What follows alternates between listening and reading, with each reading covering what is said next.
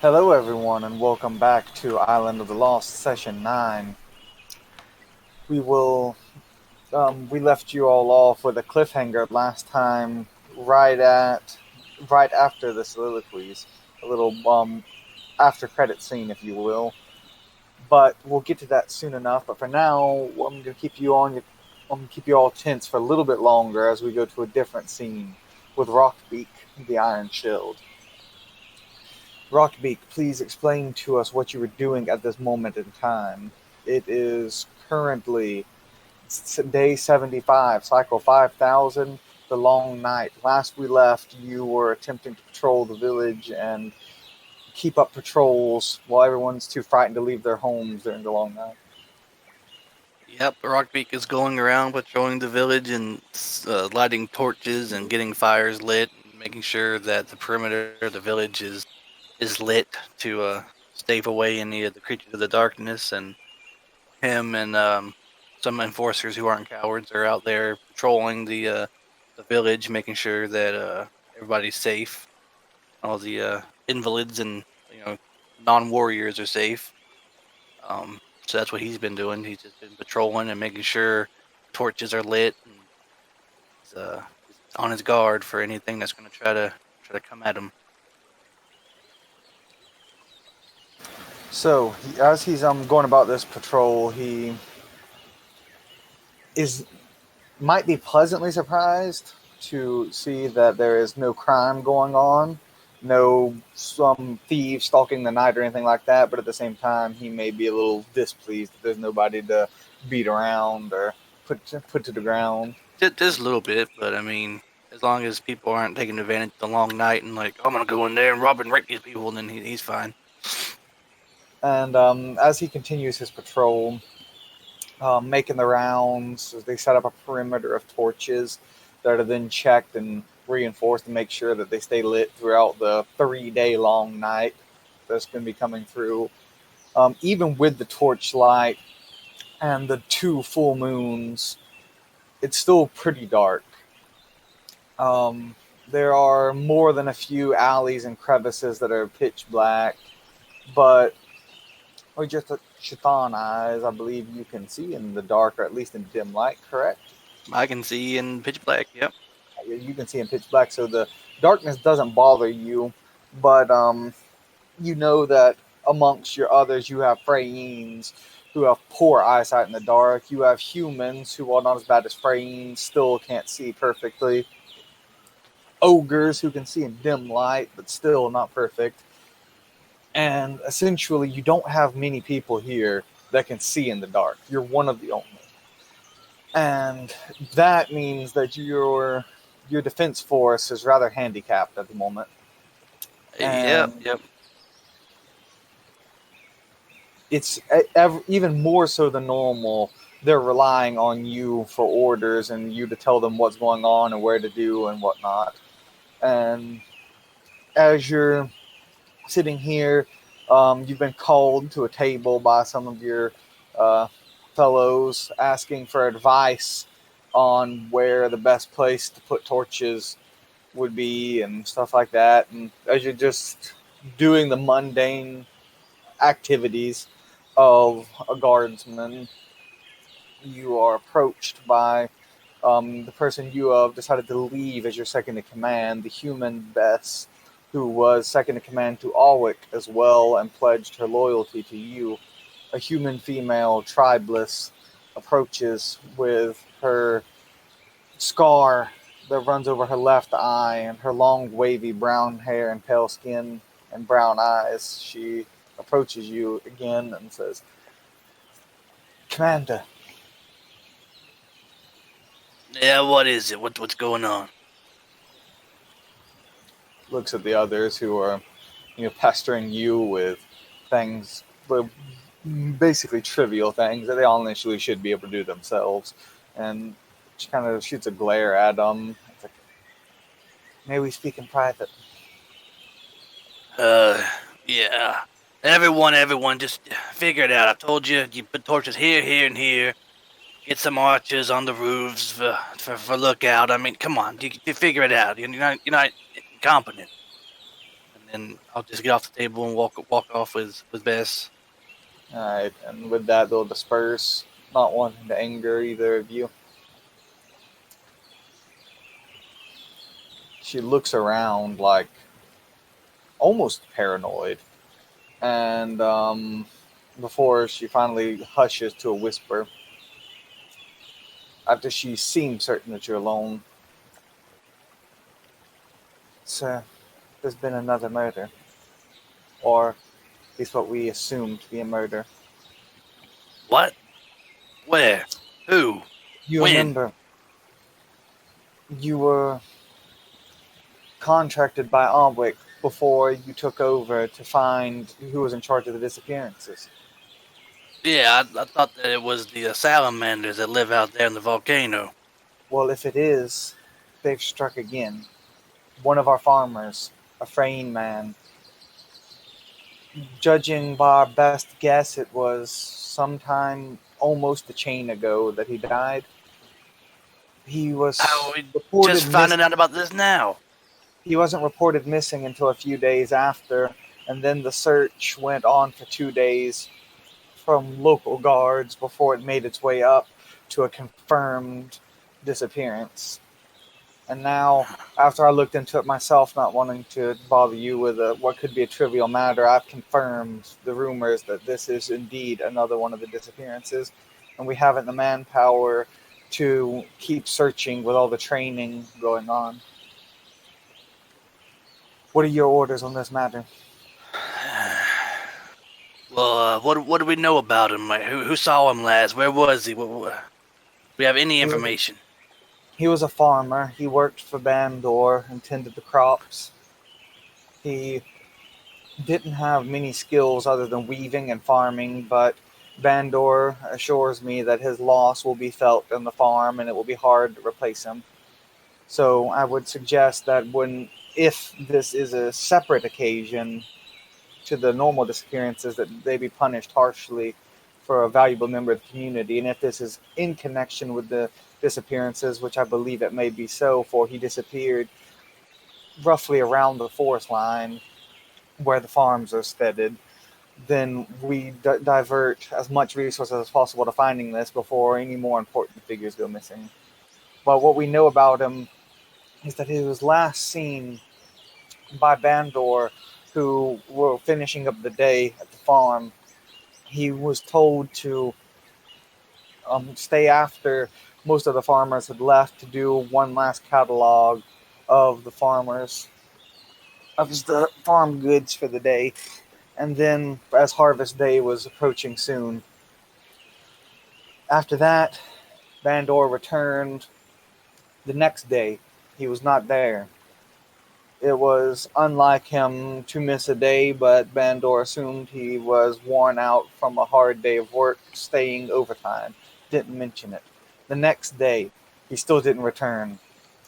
His wife grew concerned and came to Bandor, and that's when Bandor came to one of the local farm guards.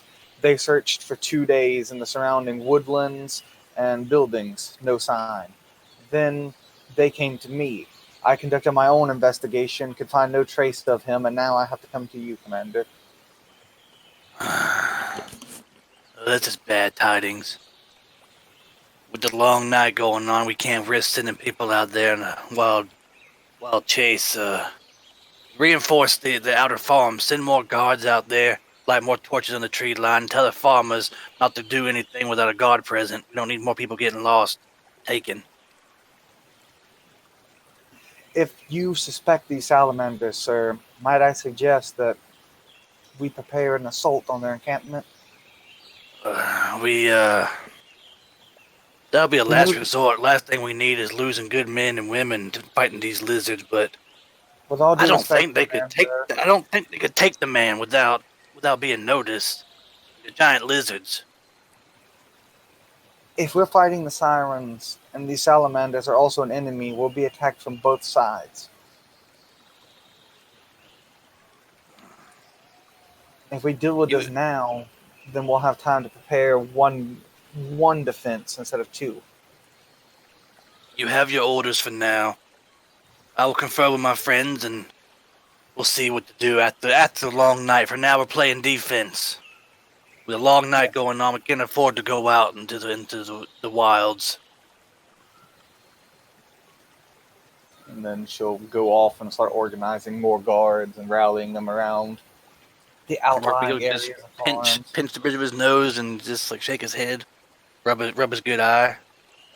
And then The it will stress is come weighing over on him. Rockbeak's mind, as you say, the stress weighing on him. He knows Anir and Daw have gone to the woods.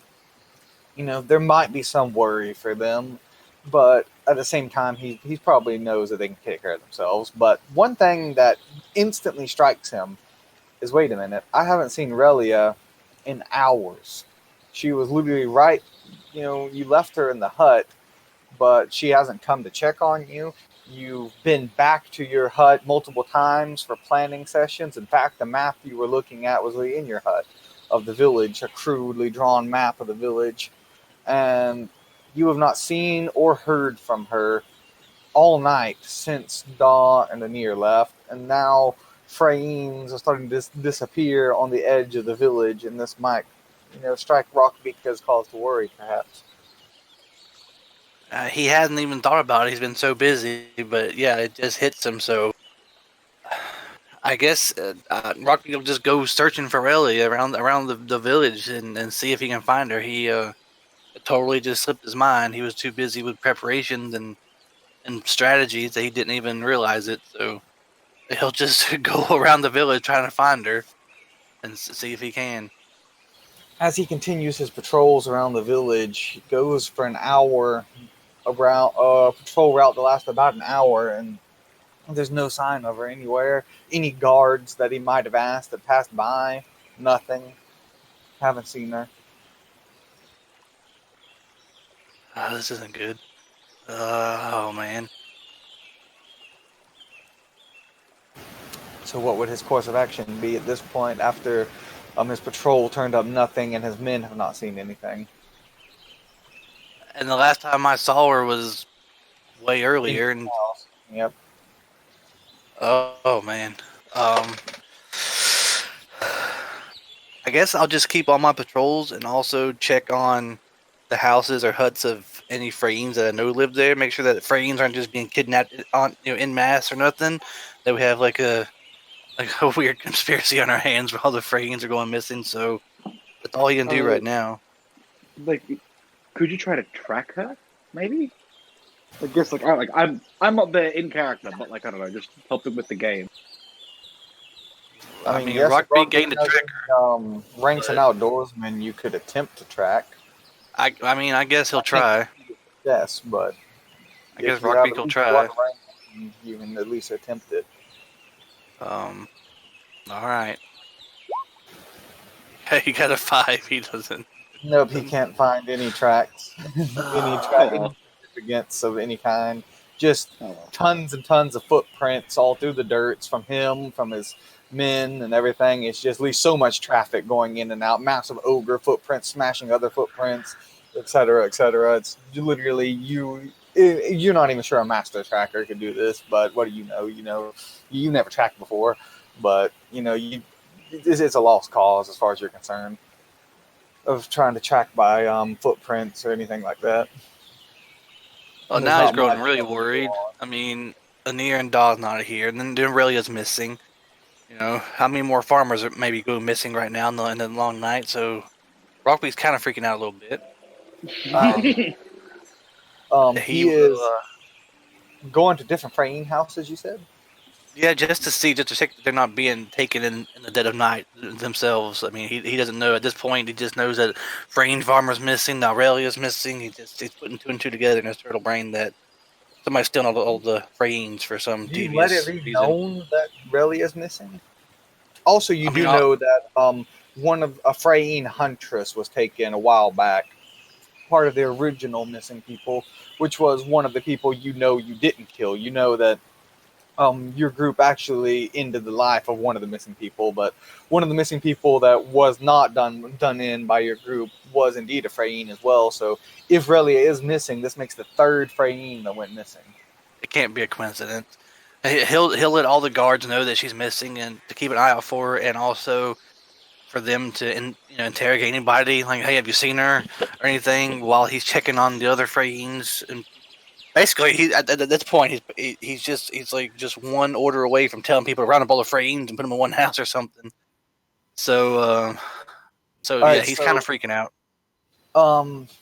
I will kind of give you a vague montage here, but feel absolutely free to jump in at any time and interject with a proper scene if you see something that strikes your fancy. But essentially, as he goes around telling guards to do this and do that, one frame mentions, something about Mihangi possibly. Like, they seem frightened that there might be Mihangi on the island lurking in the woods. You've seen no evidence of anything to even vaguely suggest that. But Yeah, I these just are tell them basically, people just don't worry about that. That's just all in their head. Ain't no Miyagi line. We would have seen them by now.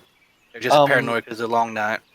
another one says that a genuine demon, as in a spiritual being, a demon is haunting the village, and that it has stolen away. It's starting to steal away frames. Another one um, tells you that it must be succubus that are taking them and taking frame souls.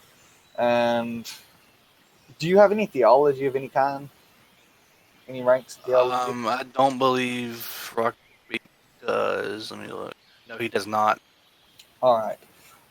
So you don't know how likely a demon or a succubus would be to hunt He just frames. thinks people are just going crazy and just with hysteria and just fear. He's just like, oh, I don't need these fairy tales. I need solid proof.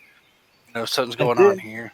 he starts hearing something that might aggravate him a little bit. Maybe he dismisses it, maybe he gets upset by it, but it's definitely something personal. As they mention Anir and start calling her derogatory terms and dazzes and such things, and saying how she feasts on their people and her kind feast on Freynes, and like whispering Oh that no, she's not your I character. stopped that down. I stopped that right there. I don't have them going there and bad mouthing Anir. Without Anir, they'd be slaves still. When she helped liberate them, these guys need to show some respect. Put a They smackdown hush on them if I have up. to. They hush up out of fear of you, but you can tell that they're biting their tongues at best. It's not like you change their mind or anything. They're just biting their tongue out of not wanting to get the beak put to them. But I won't have them slandering Anir. If she was this stalker of the night, we should have got them too. She don't play favorites, so yeah, and they do actually. Some of them make comments implying that Anir is responsible for Relia's disappearance as well. But like saying stuff like how she I got tell them close to if they Relia. keep freaking spreading these rumors and talk like this, that they're gonna get more than the beak. I ain't gonna put up with this slanderous nonsense unless they come at me with some proof. And he shut their mouth.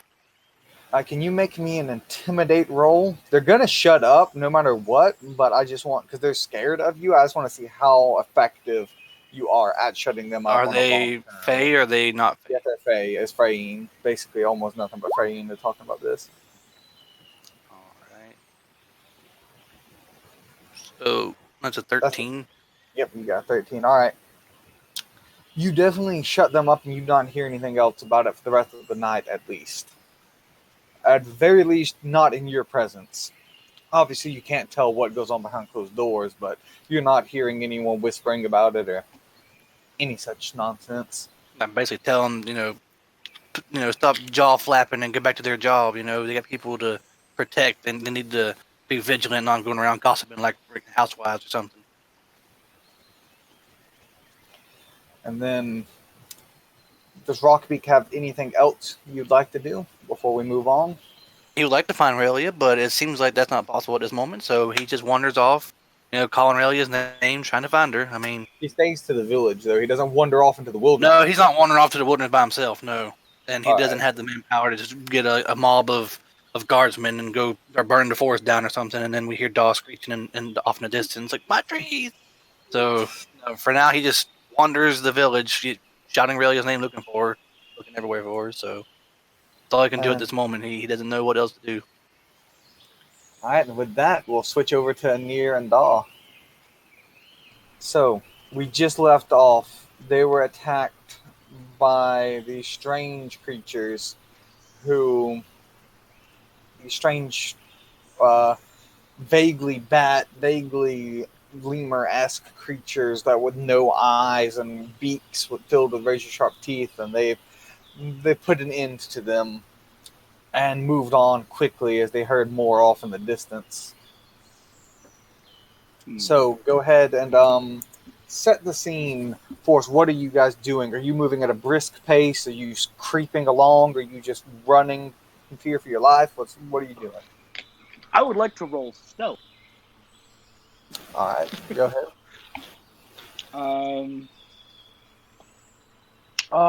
Actually, yeah, do I roll stealth and then do both?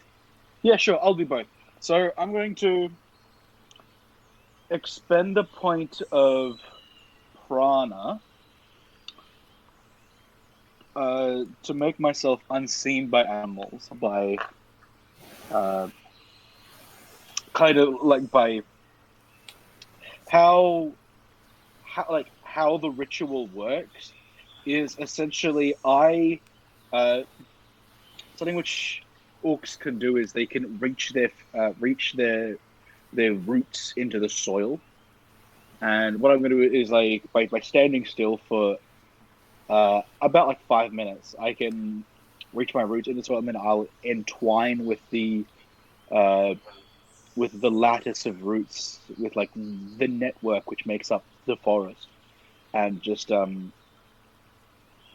like feel where everything is, and feel like as the intertwining of roots spreads like hundreds of meters deep, and then up into the air, just kind of getting a feel for the forest, for the body of Yulnok, for the who created the trees, and I essentially become one with the forest, as I am a tree, and I am I am but a single tree in this forest, and then I'm gonna roll stealth to moving silently. So because if they can't see me and they can't hear me, I should be all good. As you're going to roll your stealth roll, Inir is up in the trees after having quickly run away from whatever those things were, those bat-like lemurs. Above and she of the dark wood, readorned in her green cloak, she's climbed up upon a large, gnarled, almost like a fig tree with these large, huge vascular root systems, and climbing up from the branches. These roots extend from the bottom of the branches and down into the earth, as if it's like a strange sort of spectral tree held up by these tiny strings, like some sort of like weird-looking twisted puppeteer, some madman's puppet. But one of these trees, I'm climbed on top of it and just peering out and trying to see if any more of those things, listening to the sound of screeching and the distance, the sounds of more of those things conveying on the location we were just present at not moments ago. I then readjust myself and then quickly slide down one of these roots. These roots. Yep. You hear from me a gentle creaking as like you see me kind of like almost shrink for a little bit. It's like I do kind of lose body mass by casting the spell. Bit crackly, or your skin is a bit drier and a bit more bark-like, and it's so like dried wood slightly, I imagine. Yeah. As I rush down this piece of root/rope, I plant my hoofed feet into the soft soils of this jungle underbrush. This acrid volcanic soils. Looking around, I see you there. I say, "Da," I say in a whispered, urgent voice. "Da, we cannot stay here. You cannot sleep here. which is what I think you're doing. I think you're just sleeping because it's your wanton custom to sleep standing up. Yeah. So I think you're just tired. Please, with, you need to. with my roots. You need to keep awake. Do you need some water? I think there's a stream nearby. I am good to go. Please, As we he need to kinda, go. like, We are not far enough.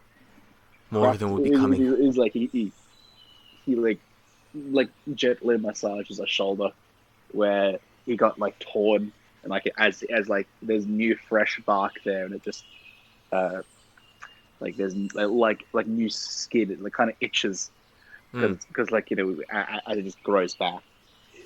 And then he's going to set off again in his odd twilight realm, seeing the sun from yesterday,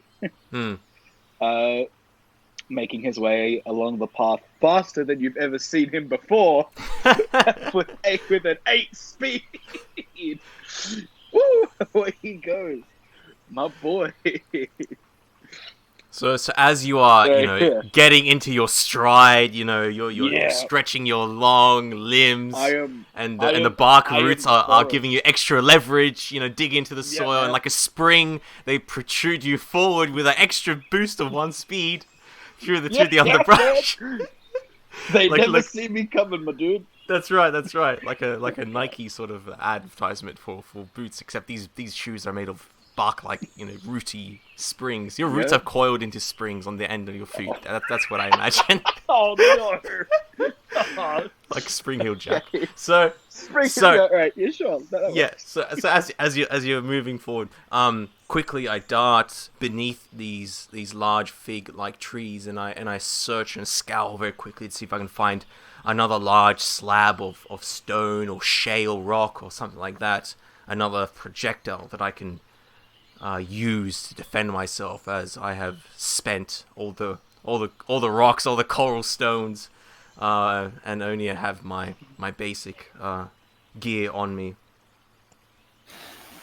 You're unable to find any rocks of significant size. The only rocks you're able to find are ranging from pebbles to possibly a palm-sized rock, but nothing of the caliber of your large coral stones that you once had. That's right. That majestic, huge caliber.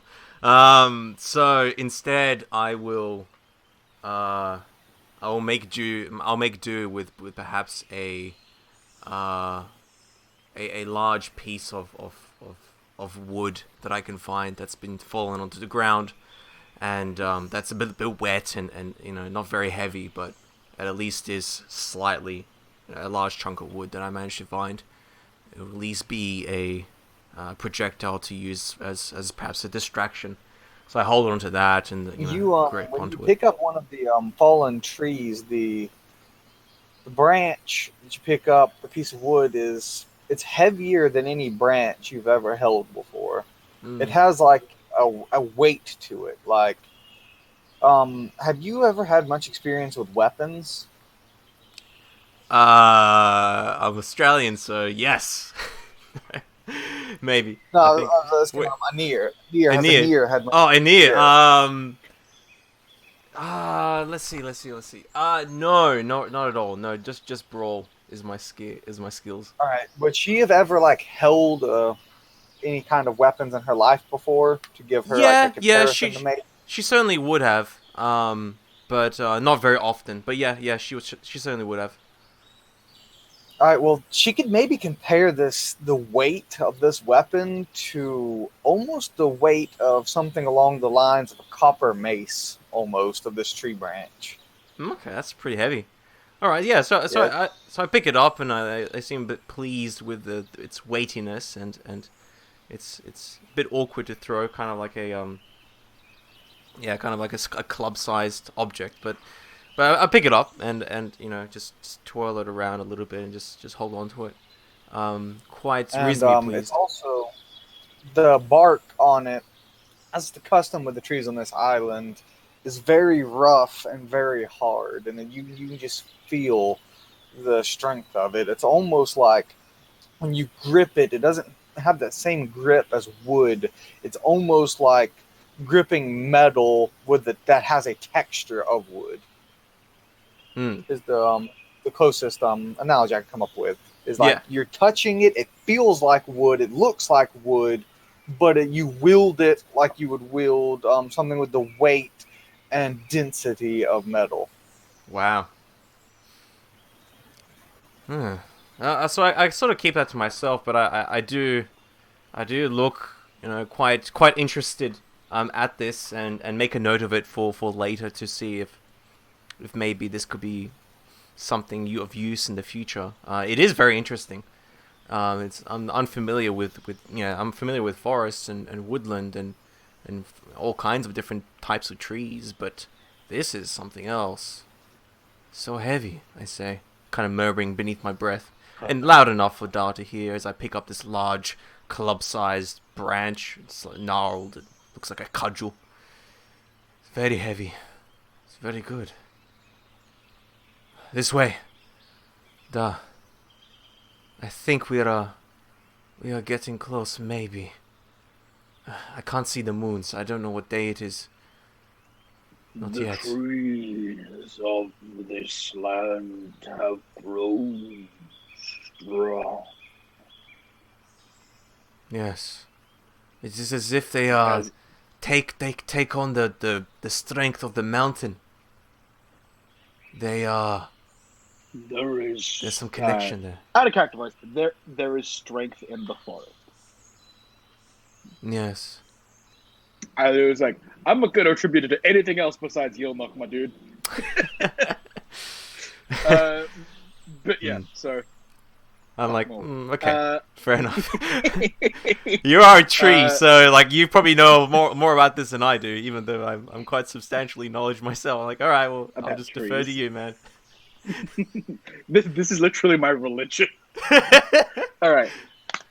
Yeah, so off we go with a 13 stealth and an 8 speed. Sure. Oh wait, no. If I'm stealth and walking, do I walk at half speed? Wait, Flame Tenter, please. Yeah, you're trying to move silently. Yeah, you're going to be slowed. Oh, oh, fuck no. Right. I'll also I'm just. so sorry. That's okay.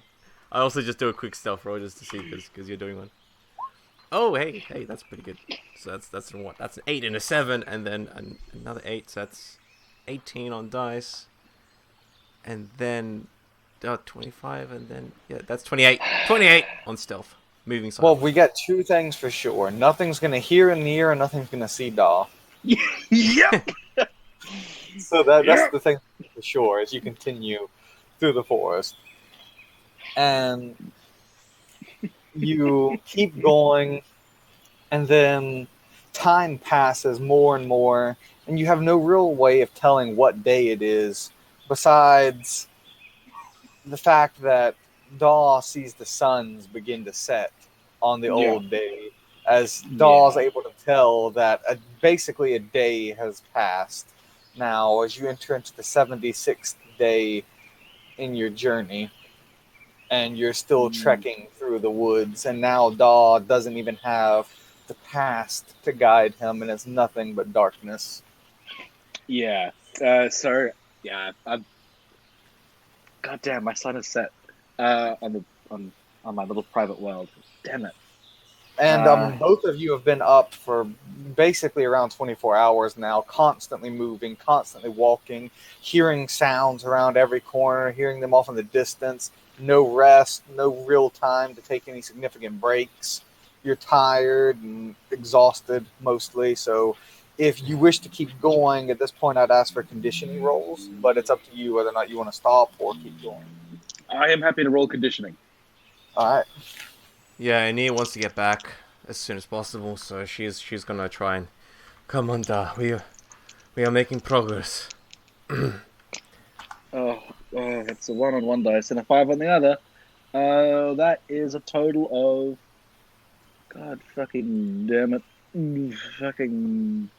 7. That's a 12. That's not too bad. And 17. what the near. All right, Daw is exhausted. He's gonna take a -1 to the rest of his rolls until he sleeps now from exhaustion. His exhaustion is starting to set in on him. Oh, good. And Anir, you said a 17? Correct. All right, Anir is while feeling tired, is still able to keep her wits about her and keep going with no penalty for now. She's able to just keep going with her great constitution. Yeah. And you keep trekking. Yes, go ahead. Yeah, just as we're sort of taking a break quickly by a brook, a stream, one of the many streams and rivulets and rivers which flow down from the mountain's peak. As we're drinking there by the bank of the river. How long can you travel for today or tonight? Dar is going to lie and say, for as long as you need me to.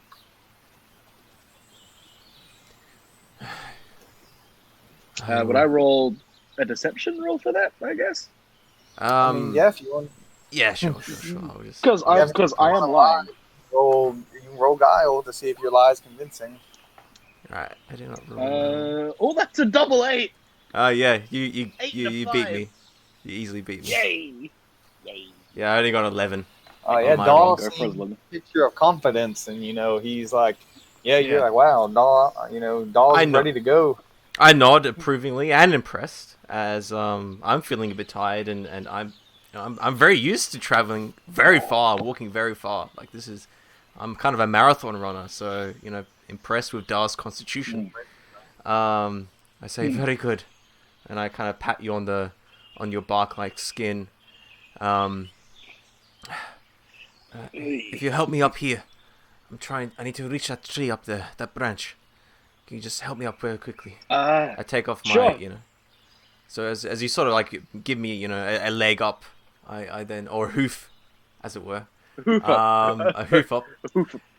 I then clamber up into a tree and I try and find the largest, the tallest tree I can and try and get a good vantage point to see how close we are towards the mountain and roughly how long is it at our current rate of travel will we get to the swamp where the slug people are. You are able to, with my doors, getting in the tallest tree you can see for a decent little while, and you're nearing the swamp. You'll be there like tonight. You're not gonna have to. You'll be there before the 77th. Maybe at this rate, 4 more hours, maybe. Fantastic. As I break the canopy of the jungle underbrush, just like in the Hobbit, when Bilbo Baggins breaks the canopy of Mirkwood and he sees the mountain in the distance. Exactly the same thing here. As he breaks the canopy, and some of the bats get disturbed and they screech off, as is the wont of bats to do. I try and swipe at one of them, as they flutter in my face a little bit.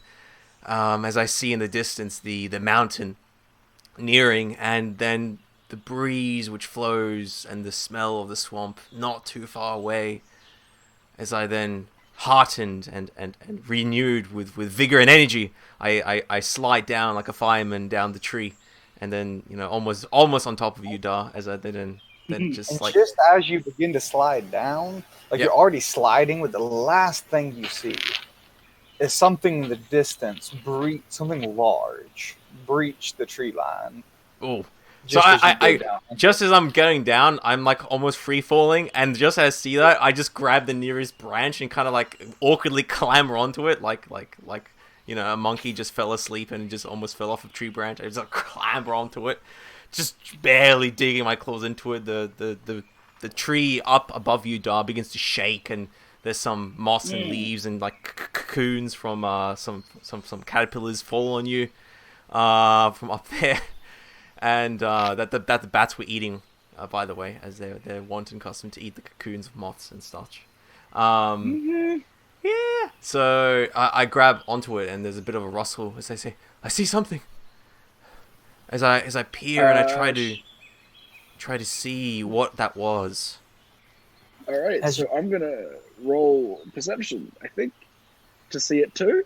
It Is was that really okay? high up, can't wasn't it? see this. Yeah, you can't see the where this is from the ground, unless you want to climb up in the tree as well. I'm not too good at climbing.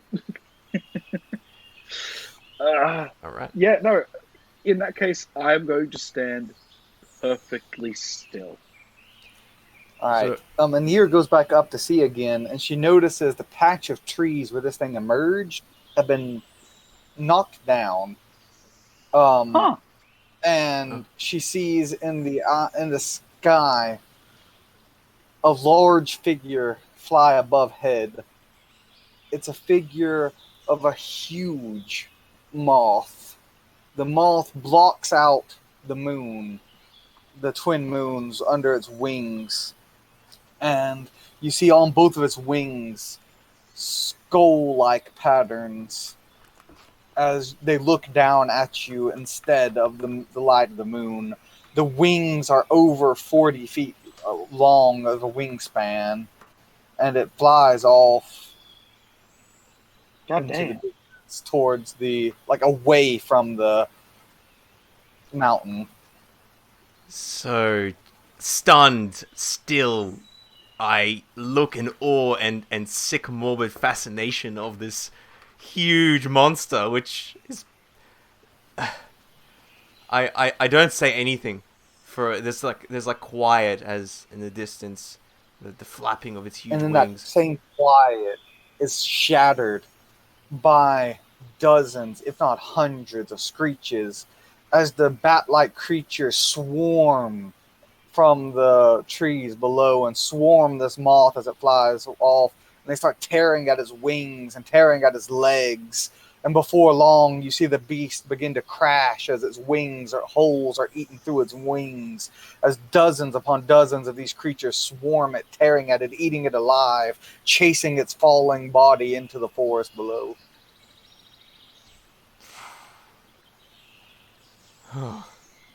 As a swarm breaks out, similar to a feeding frenzy of something like a piranha almost, but airborne.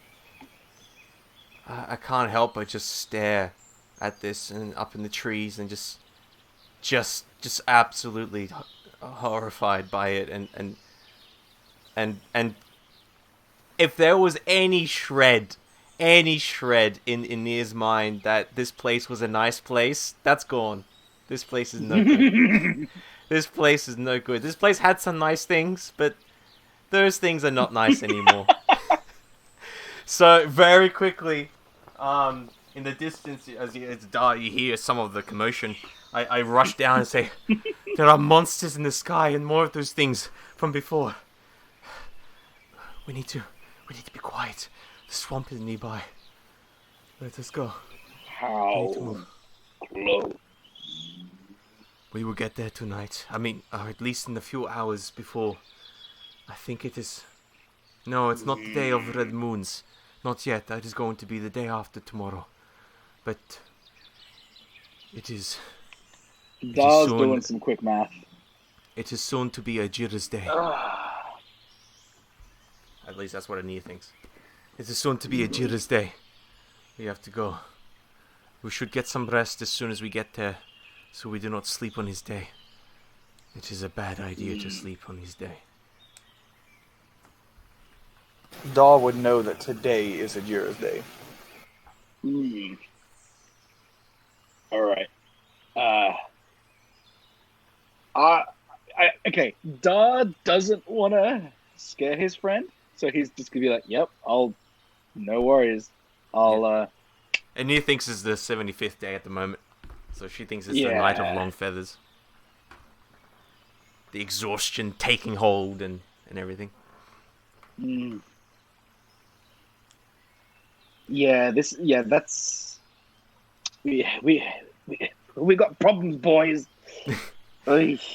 Come, let us go. I will follow. This way. I believe the stream might empty into the swamp. Actually, no, it doesn't. It doesn't. It doesn't empty into the swamp. It just... No, the waters here, they flow against this. They do not flow into the swamp. They flow away from the mountain. It is strange. Do you know? I will ask you something when we get to the swamp. It's not right. The swamp should not be here. At least it's not the way of the land.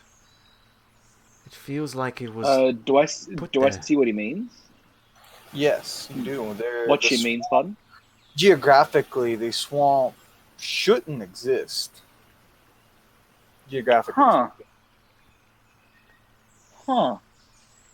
It's as if it is This moving. is odd.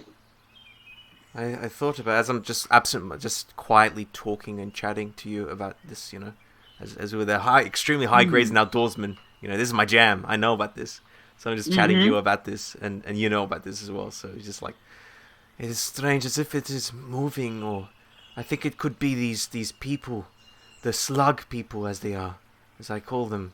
Maybe they have the power to move the swamp, just as they have the power to bend the wood. I hope they can help us, I don't know. And like as like he's like stroking his chin, being like, "This was a good decision to come out here. We're not having a good time, but it was a good decision to come out here, you know." I hope they can help us, I don't know what we can do otherwise. I have been training the people back in the last few days. I've been training the people back in the island, showing them how to hide, showing them to fall upon the enemy on the sirens in the trees, and the snakes were lying in wait in the sand, and the Freyne did not help me. They refused to help me. Hard to make people behave. Yes. he's agreeing with you that some people don't do what they're told. Yes. And I do not know. I have lots of faith in Rockbeak, and I love him, but he plays games instead of preparing. Like the chain of go, the dancing in the streets. I mean, dancing is good. It is of celebration, but now is not the time to be celebrating. As you know, refer back to the chanting of the crowd, the football crowd, Rockbeak, as they're all hoisting him on their shoulders and throwing him up in the air and kind of carrying him through the streets after his magnificent, you know, speeches of heroism and inspiration. Yeah, some things are not as they seem. Rockbeak made an army. An army, like a large pack, dance. Yes.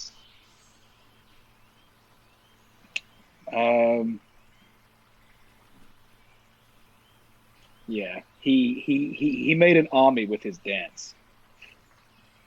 Is how.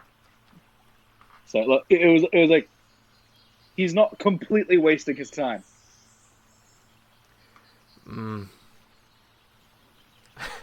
I then picture Rockbeak dancing. Yeah, well. I start to chuckle, and he starts to chuckle a bit. I can't imagine Rockbeak dancing.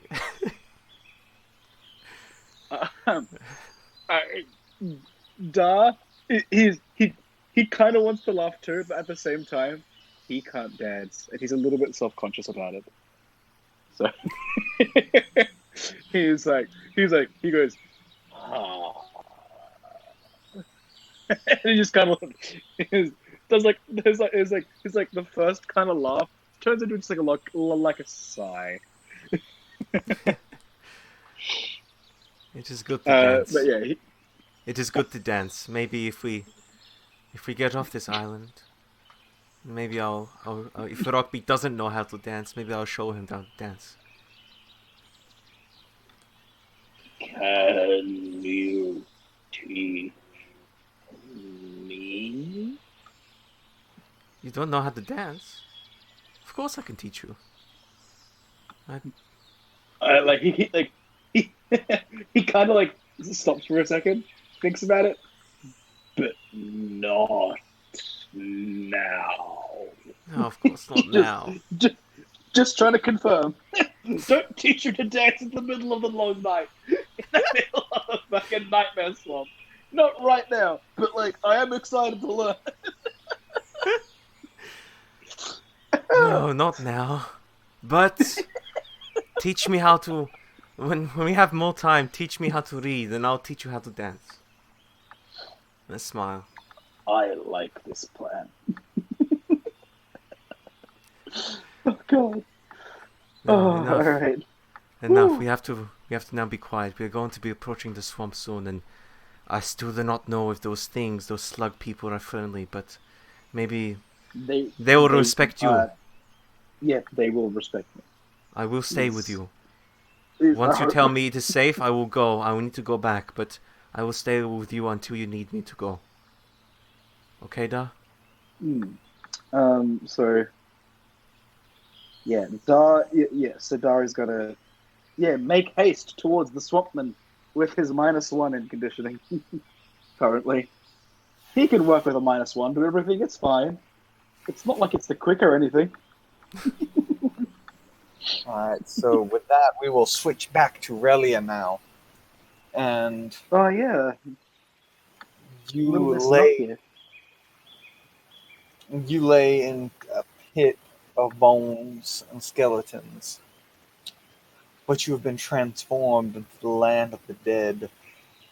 Oh, the pale vulture on your head. You're smeared in blood and gore of a rotten carcass of a Fintu, surrounded by dozens of ghosts.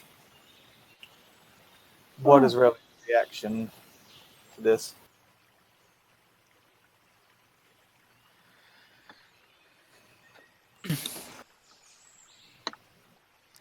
Just being bathed in the blood, I sort of like wipe some of the blood away from my eyes to be able to see better, and then I just look around and I just kind of am speechless as I just slowly turn and look around As what I'm. you as you look around, you're instantly pecked on the head. I kind of seem a little surprised by this. And then the bird speaks. It says, "Oh, look to the ground, into the sky, but not showing one more attention than the other. Look not around, but to the ground and to the sky. Give them both equal view." Sort of look down to the ground and look back up. Pecks you again. At the same time.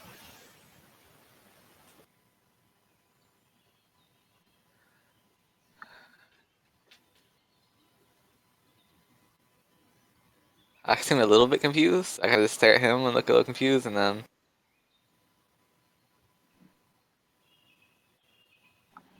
I kind of just, I guess I close my eyes. Pecks you again. To the ground and to the sky. Not close your eyes.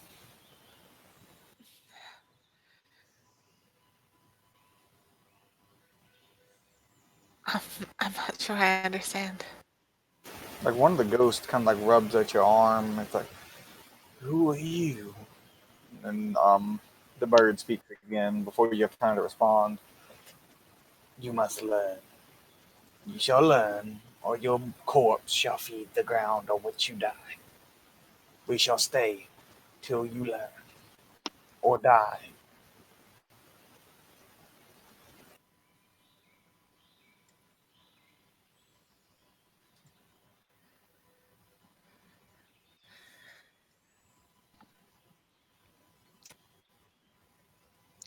look towards the ghost who touched me.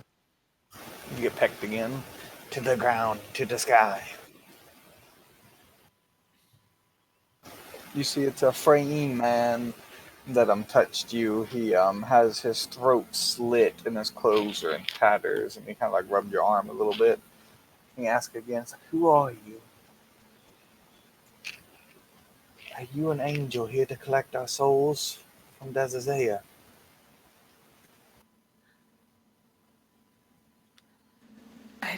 I don't believe so. No, I am just a visitor. Can you understand this? So we are truly forsaken. He looks like rubbing his face, like cutting you off, looking distressed. Kind of staring blankly off as I talk to him. No, you're not.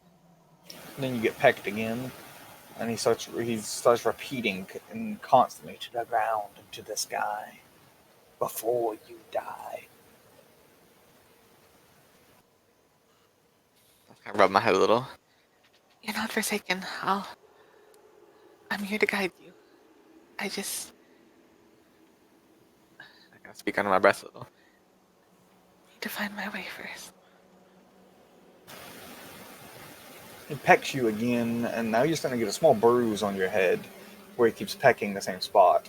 And he's like, to the ground, to the sky, let not temptations lead you. I keep my hand on my head this time, so I can peck my hand instead. Over my forehead, and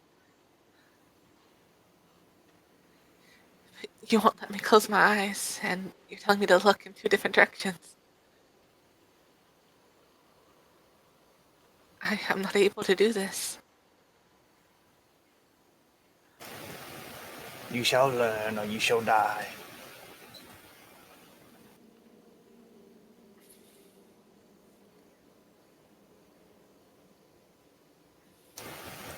You look in two places at once.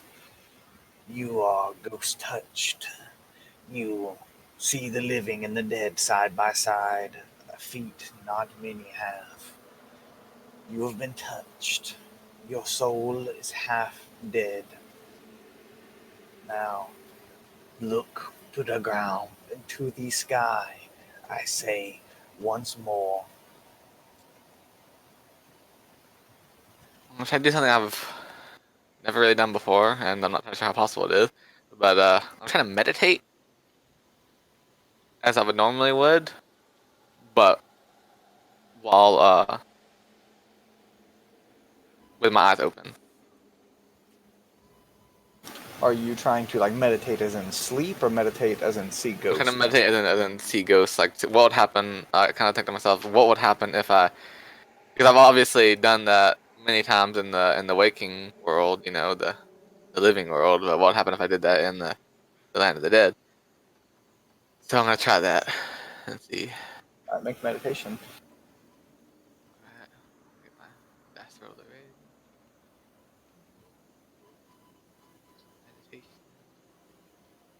Meditation. It's not plus astral, is it?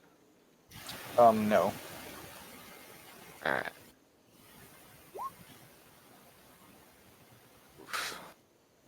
11.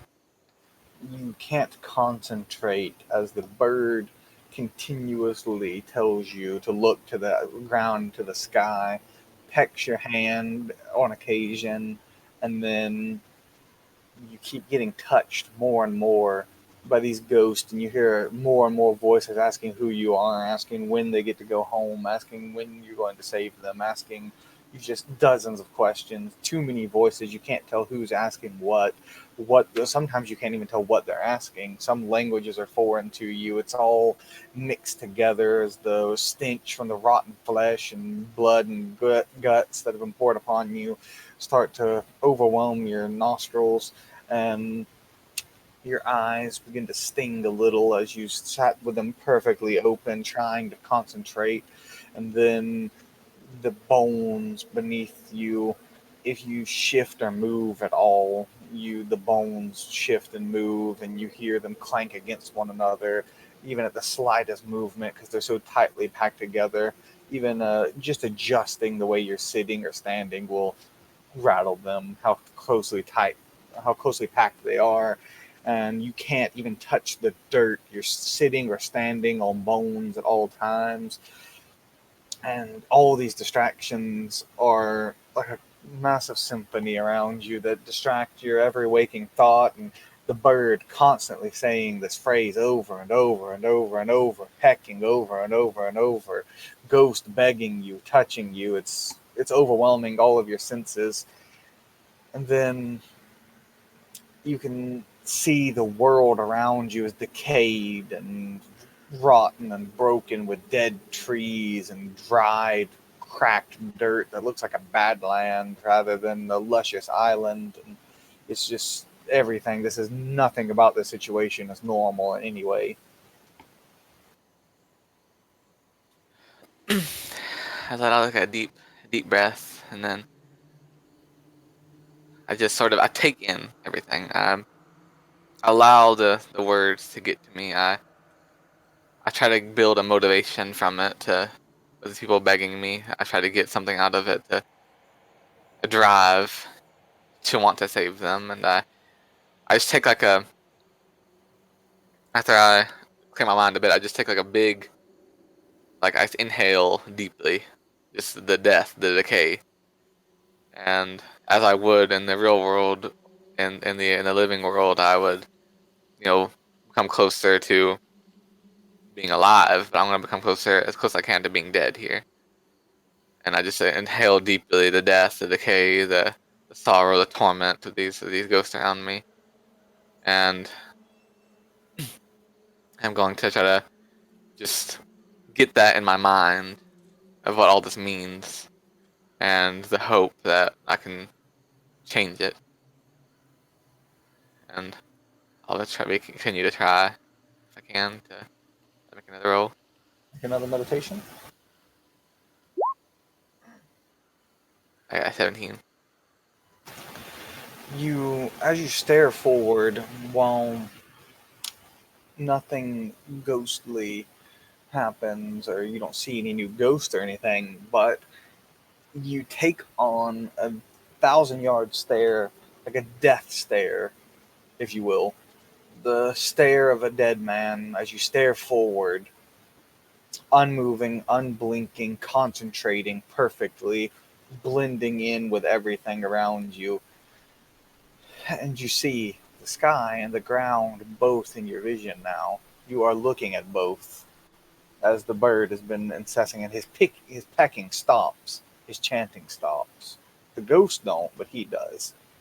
As you stare off into the horizon and you see the sky and the ground both half and half, the two opposites both in your view at the same time, nothing is distracting you from it. And then he says again, "Good. Now, march. Crawl from your pit and march." I try to pull myself up at this moment and crawling through the bones and the decay, and continue to march, not knowing exactly where I'm going, but also knowing that exactly where I need to be. I just continue forward the only way. You leave the ghost behind before a long marching forward. This same stare on your face, this blank expression, this straightforward stare. Your eyes burn and water, but you keep them open and you keep continuing. The bird riding atop your head. As you just march through the death and decay, you're marching through a dead forest.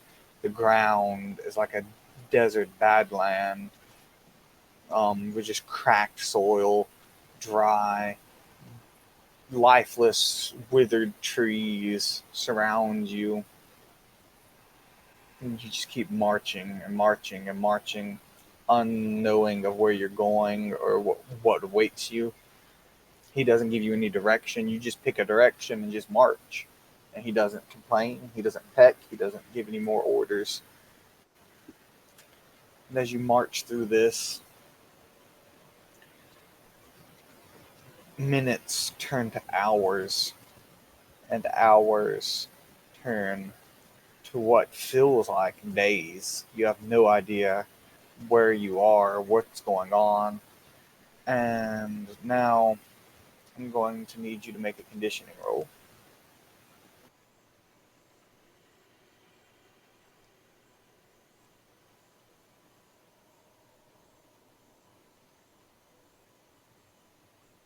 $13. Exhaustion starts creeping up on you, much in the same it did as Daw, as you take a -1 to your future rolls at this time, as hunger and thirst start to set in, and just flat out exhaustion from tiredness. He still does not speak a word as you march forward. What do you do now? Do you continue marching, or? I'll not have been speaking either. I'll just continue going. I believe in my heart that wherever this goes and how long it'll take me, I'll end up where I need to be. So I'll continue going forward until I can't walk anymore.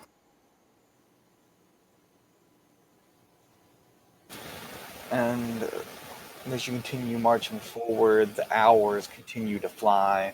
Make another conditioning roll, including the -1. Oh, I got the boost.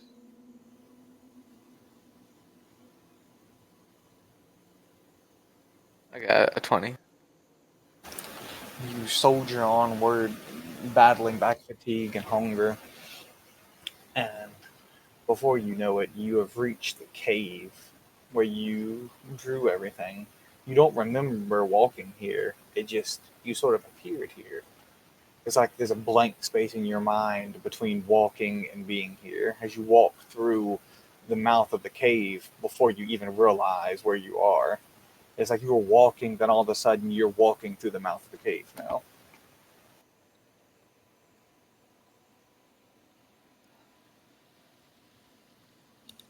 I'll continue going down there as much as it intrigues me as much as I want to look around to see what this looks like. I'm gonna still going forward.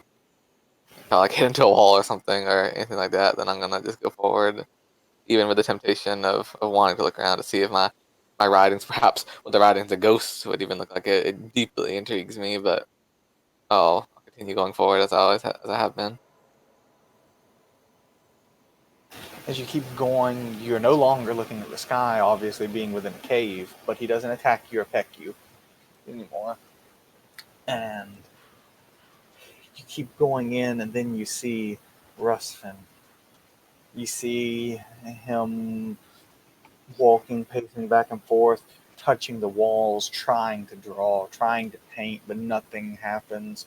He dips his hand into a vat of something, some kind of crude paint, possibly manufactured by crushing fruits or something like that. It's very crude and very primitive. But you see his corpse in the corner, fresh, as he dips his hand into the paint and nothing is on his hand, and he smears it onto the wall and nothing happens. As his ghostly form begins to weep. You've never seen his physical body before, and you see it over in the corner, and it's shriveled and um, old and weak looking, and then he just begins to weep. And then you slowly see time begin to pass before your very eyes as you see your arrival.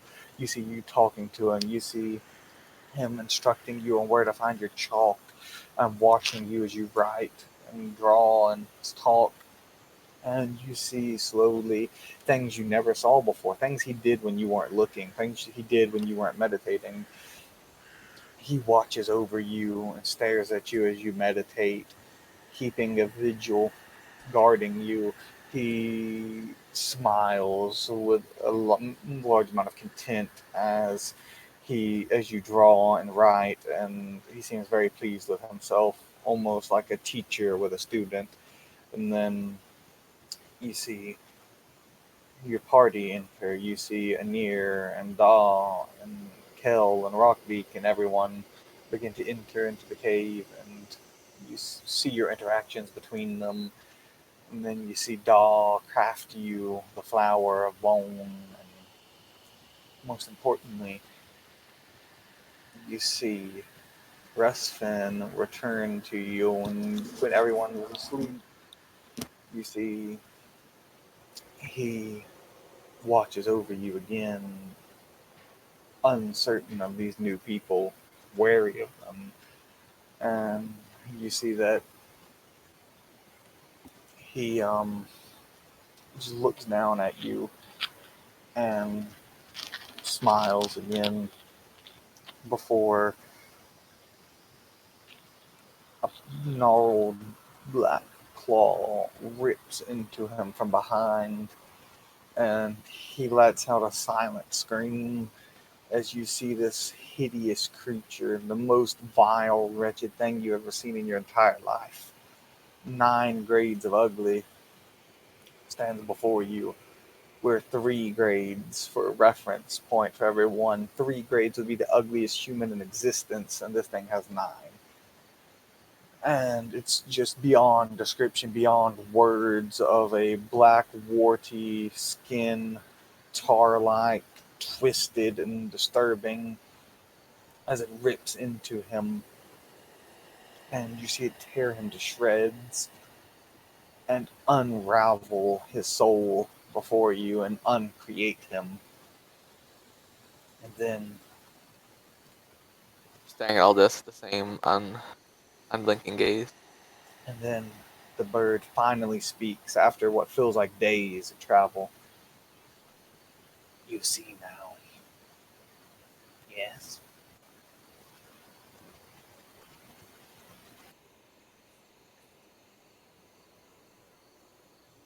This means he's gone then. More than gone. He will never be incarnated again. For the first time after all this time, I finally, as I hear that, I blink.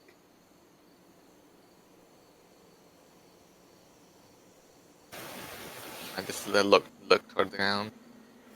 You Do you pledge to take up arms against foul creatures such as this? Pledge to defend the souls that cannot defend themselves? Pledge to defend them from the forces of unmaking? Resfin was my friend. The only I had for a long time. I know that we helped each other. We cared for each other, even though we are worlds apart. Now that I am in his world, I can't even tell him goodbye.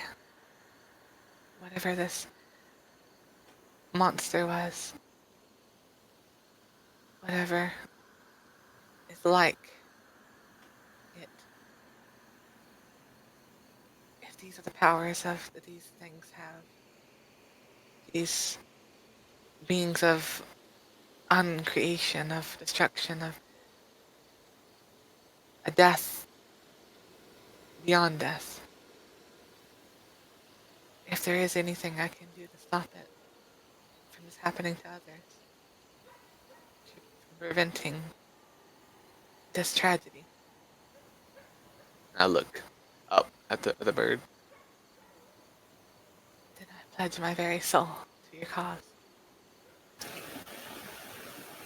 These beings are known as contaminated. They contaminate the world with their existence, and they must be cleansed, just as the souls must be guided. I do have one question though. Speak. Creatures, these monsters, these contaminated. What are they in the cycle of life? Abominations that should not be. They have no place in the cycle. They exist outside. And They come from the most foul darkness, I imagine, then, right? Yes. They are creatures of blight and chaos and darkness and depravity.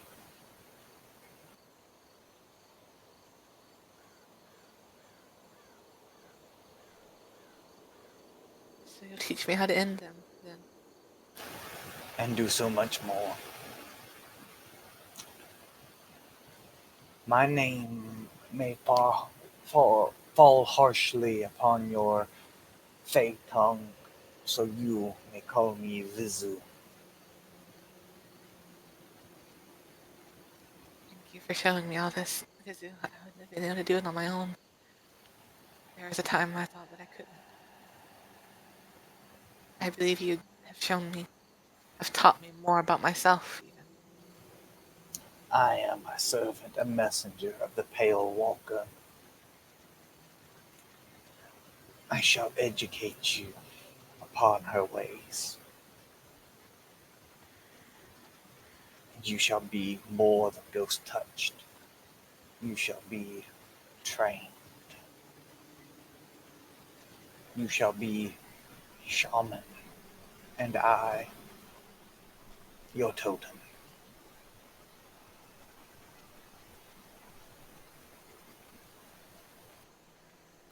Not quite understanding what he means by this. I still can't help but to smile slightly at this happiness I feel in this is the first positive thing I felt in these days of travel. Come now, Pale Vulture, and let me teach you of our ways.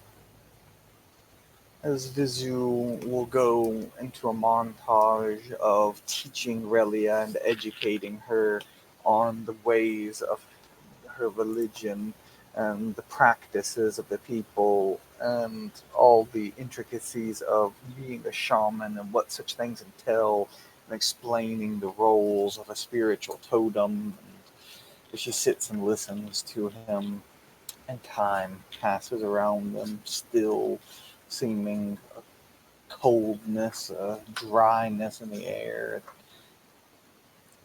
And she listens quietly, and all in all, peacefully. As we move back to Rockbeak now, and Rockbeak, you are searching the you're still searching the area for Relia, correct? Yeah, I mean, I can't find her, but I'm still looking for Do you ever give up on your search? her. I mean, I'll search until I can't, until I get tired, until my feet start hurting, until I lose hope. I guess I just keep searching until I can't search no more. And then as Rockbeak literally is on the precipice of giving up on his search, you hear a voice call out to you. You, Chetan. I look around for this. I mean, I got my spear ready. I'm ready to shank somebody. I don't know. I look around for whoever's calling me. You see a ghostly ogre, withered and old. Uh, He's pale and transparent.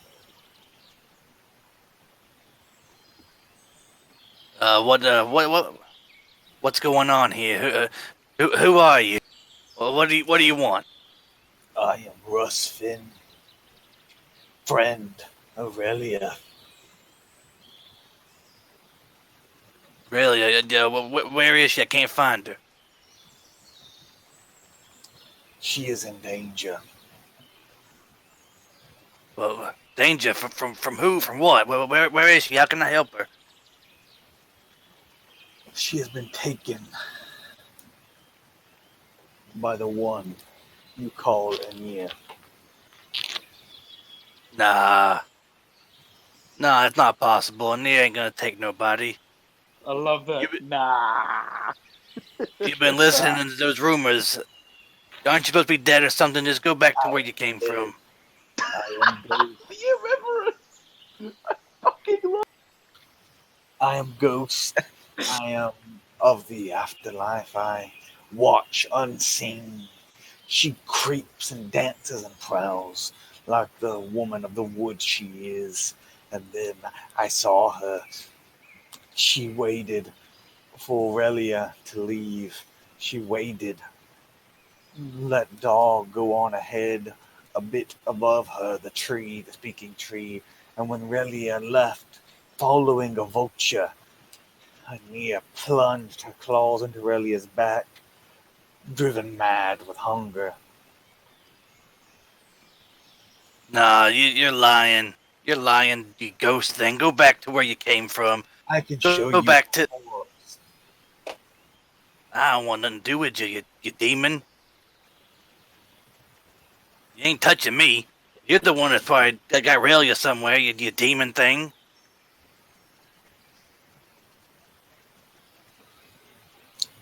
Make a mind control roll. Oh, hell. Oh.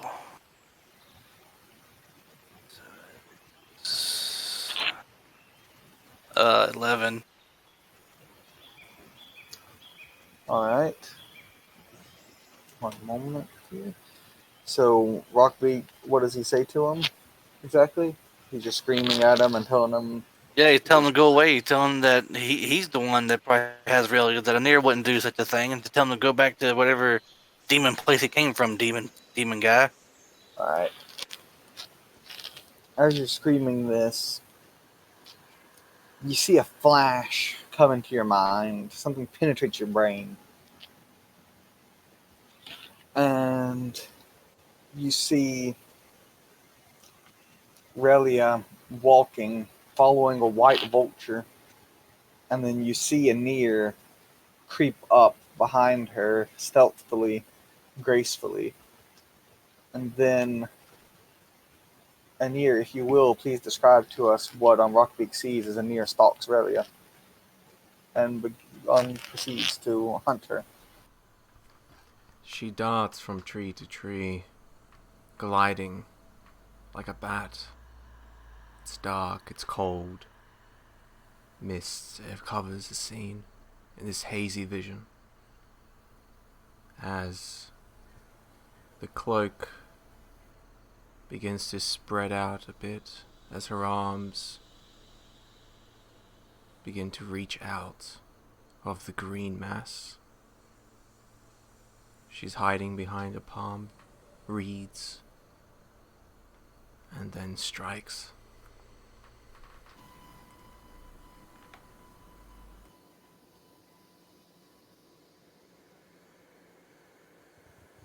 And then,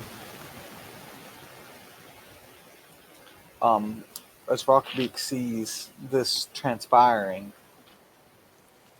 he sees Anir appear behind Aurelia when Aurelia doesn't notice, come out from a tree, and feels he sees the life force being drained out of Aurelia from behind as Anir digs her claws deep into her.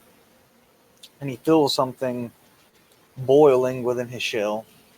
He feels it boiling deep within his heart as Relia, being a friend to Anir and trusting her and everything, to watch this scene of betrayal play out. Rockbeak can't help but feel angry. It's like he might not want to be angry at Anir, but he can't help it. He gets this anger built up inside of him, and it reminds him of only one thing. It reminds him of his home, and it reminds him of his slavery, where how they treated the slaves, how they just used them as meat and as sources of food and pleasure and just overall as game. And to see Anir treat Relia like some subhuman, some worthless creature like this after all that Relia has done, all the kindness Relia has shared, fuels him with hate. And now, until further notice, you may continue role playing Rockbeak, but with considering his entire hate score dedicated towards Anir. Oh, no. So please watch Rockbeak's reaction. No. How could she? How could she betray us? We were friends. Really, it was friends. I had to kill her myself. I'll take her horns as a trophy. She ain't gonna do this to us. How could she? And then he whispers to you. He's like, "Eat her as she ate Relia. A life for a life, a body for a body, flesh for flesh." Robbie just screeches with anger.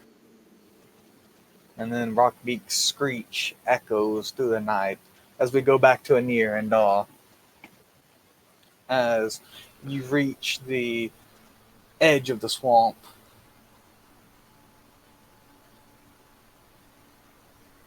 And Oh boy, do we hear the screech Stop. echo through the forest? it's not that It's loud. too You got far. a little bit more, yeah. So, as we're walking, suddenly Innie stops. She's walking in front of you a few meters. She stops. Her hand goes to her chest for a second, and then she continues walking forward. What happened? And like he's kind of down. He's gonna roll Barbara to see if she's all right. That's a 9 on die. That's a 10 on die. Plus a 1. So it's 10. 14. Okay. Is she all right? As I turn and look at you from just a side glance, there looks to be no change to me. Mm, No real change. okay. All right. Bit puzzled somehow, and then it quickly disappears. I think we are close. Well, this is close to where I saw them. The slug people. allow me to go ahead. Be careful. Duh. Be patient. Don't worry. I kind of walk Don't out worry, ahead duh. with Don't worry, my... duh. I'll be right behind you.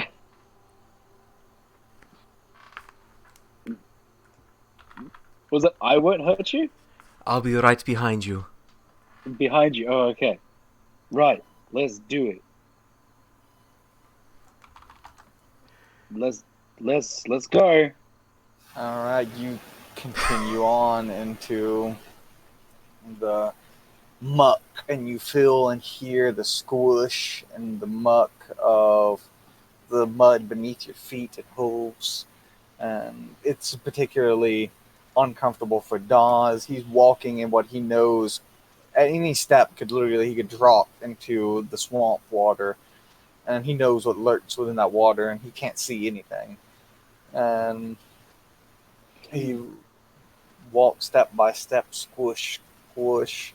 Oh, there's some water, but it's just a puddle, just ankle deep. Nothing You to worry hear from about. behind you, Duh. You hear it, but you don't see me. You hear my voice. Watch out for the water. There are beasts in there. Sorry? Watch out for the water. What's... There are beasts in there. Flame Tender, is my Unseen by Beast still up? This is the next day, so technically not, but you would have had time to regain your prana anyway, so we'll just say it is. Just keep everything as it. Alright. Statistically, it's basically up. Okay. Also, in that case, I'm going to be rolling stealth Alright. till I get into town. Oh, Yeah, I'm that's a also lot better than last time. I'm also going to be rolling that's, stealth as well. That's a 20. Ooh. Nice. So I'm gonna be going quietly, silently. You don't step in no more puddles. My boy. Alright, it's going to be 17 for my stealth. So What? both What? I beat you on something? You did. You did. Yes. Well done. I beat you on stealth. What? That makes no sense to me. But yeah, you keep going, and then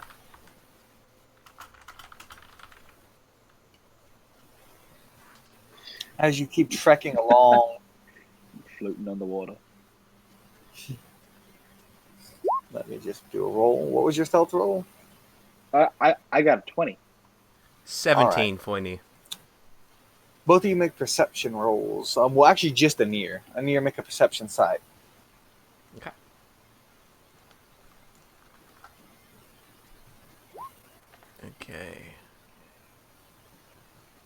Okay. 15 total. What? 15 total. What was that? 15 total. I'm sorry, you keep breaking up there. What was it? Is you saying 18? 15. Can you hear me now? Or am I still breaking 15. up? Oh, 50. Oh, sorry. I couldn't hear. All right. That is a tie, actually. So, defenders win ties, though, unfortunately, for our person coming in. Anir is the defender in this scenario.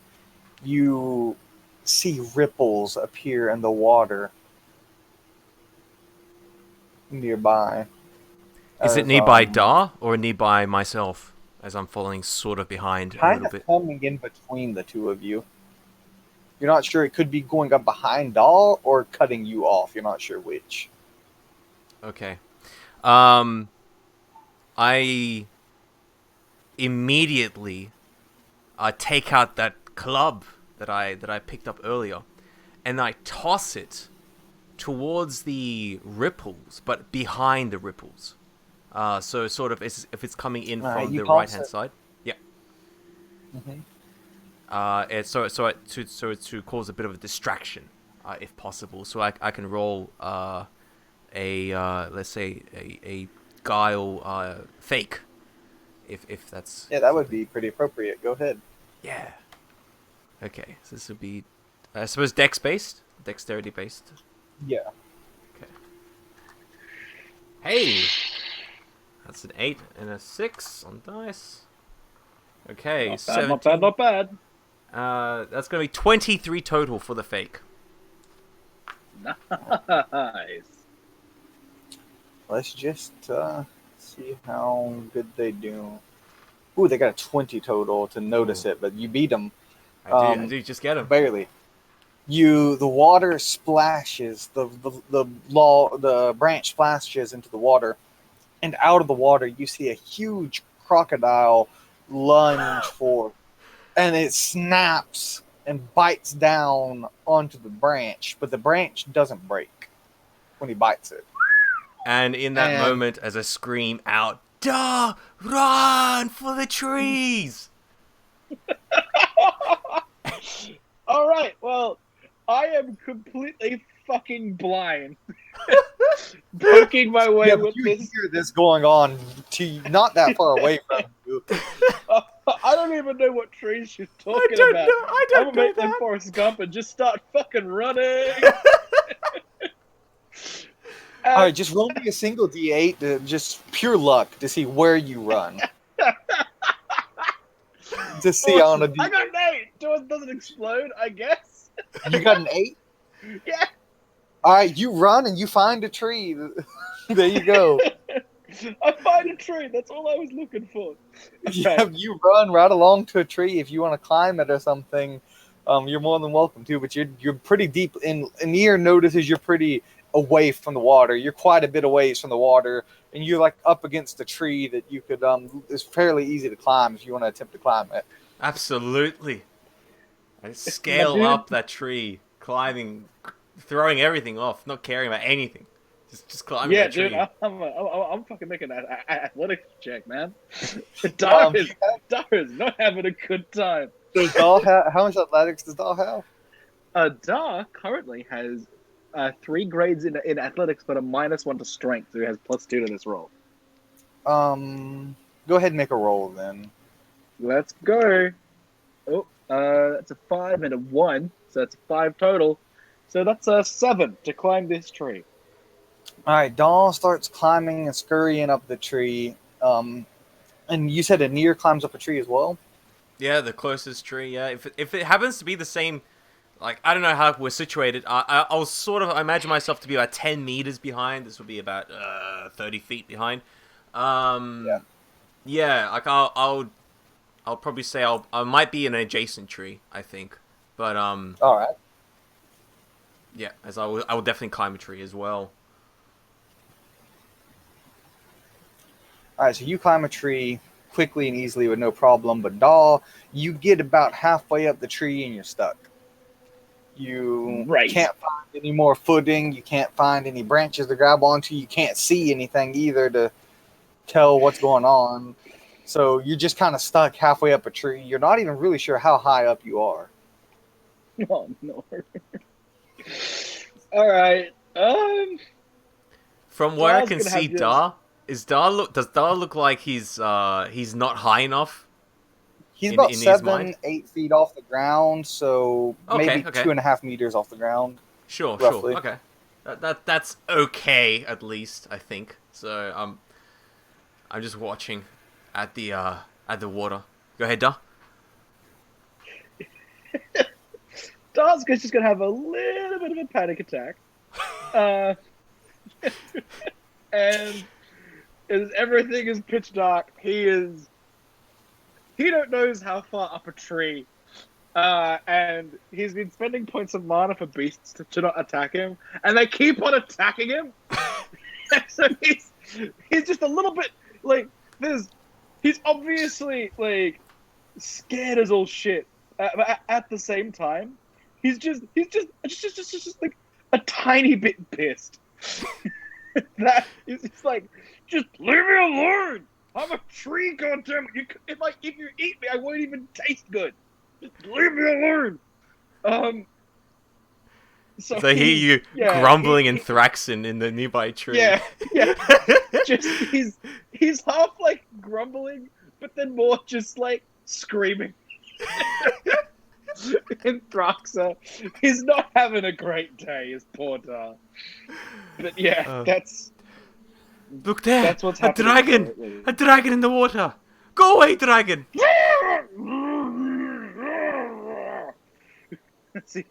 He's yelling. You see, Anir, you see this beast emerge, just its head, its snout, and its eyes from the water, kind of survey the area and notices you. It kind of looks around, looks right over Daw, and then just looks at you. And it kind of stares at you. I bare my teeth at it, you know, my omnivorous teeth, and actually no, herbivore teeth, I think, and just kind of like hiss, but its eerie, primordial gaze, this thing which is far more ancient than my people's, staring at me hungrily. I then become extremely unnerved and I climb even higher up in the tree. Trying to Its hide eyes away from it. glow an eerie red, reflecting what little light there is from the moons as he stares you down. And as you climb up the tree, when you look back down after focusing a bit on climbing, he's gone now. I'm gonna yell to Anir, what's like in character? Like, what's happening? The dragon, it was in the water. It was about to get us. I threw a stick, the club, and it went for it and allowed us to escape. It's still there. I think it is. I can't see it anymore. It had these huge eyes. I'll try and get this. I try and snap off. You hear like some rustling in the nearby trees. I try and snap off some twigs, some branches. If there's any fruit on this particular tree, I try and grab anything that I could throw. You're able to get some twigs off with some considerable effort, but you cannot break the branch no matter how hard you try. Yeah.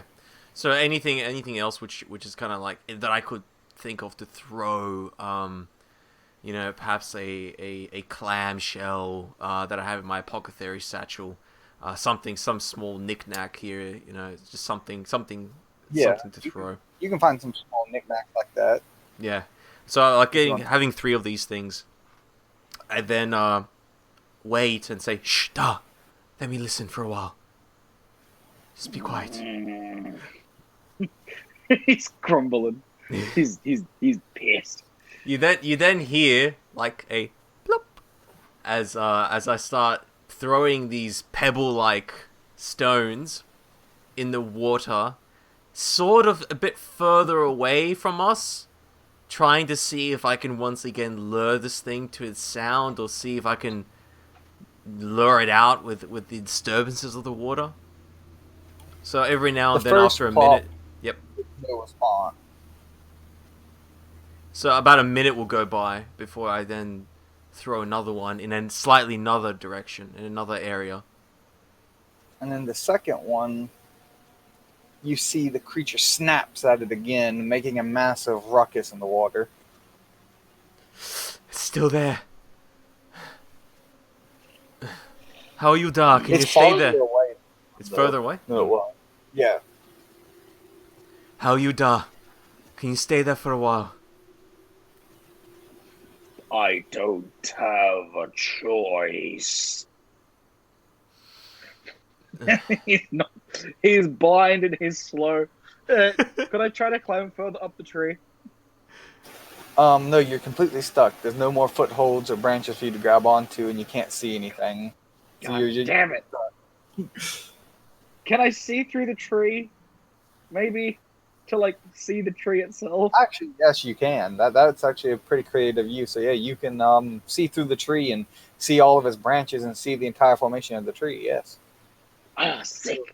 All right, I'm gonna climb up a little bit higher. You don't even need to make a roll because you know exactly where everything is, and it's not that hard to climb. So you just follow the tree's natural shape and just crawl up it and Yeah, get up to the highest point that can support you. yeah. I like that. That's cool. I can do tree things. Oh God, poor Da. Poor Da, man. It's not having a great day. So, how long do you lot wait in your trees? So after about Until 10 Anir minutes, tells me to stop. 10 minutes will go by before I throw the final piece. However, as far away as possible.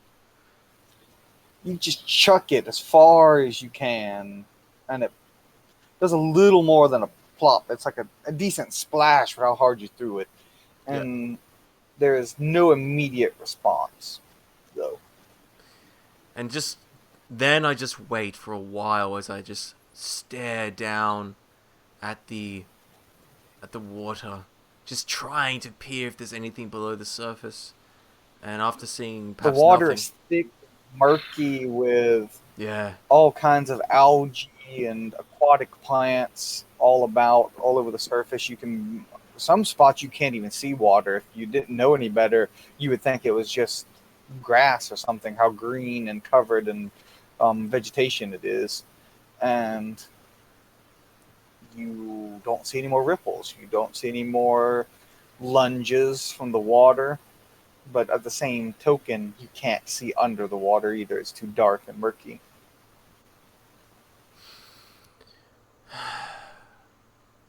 Now, in this tree, I'm going to see if I can find any sort of small rodent or animal. I know it's a far-fetched thing, but is there something like that nearby that I could spot, or a nest or something, or maybe like a lizard or something like that? Oh, there's plenty of lizards and frogs and all those sorts Oh, around. perfect. So I scurry over slightly down the tree. I say, "Duh, just a second. Shh. Just stay there." As I scurry down and grab one of these frogs. He's it just gets grabbed, but not killed, in my hand.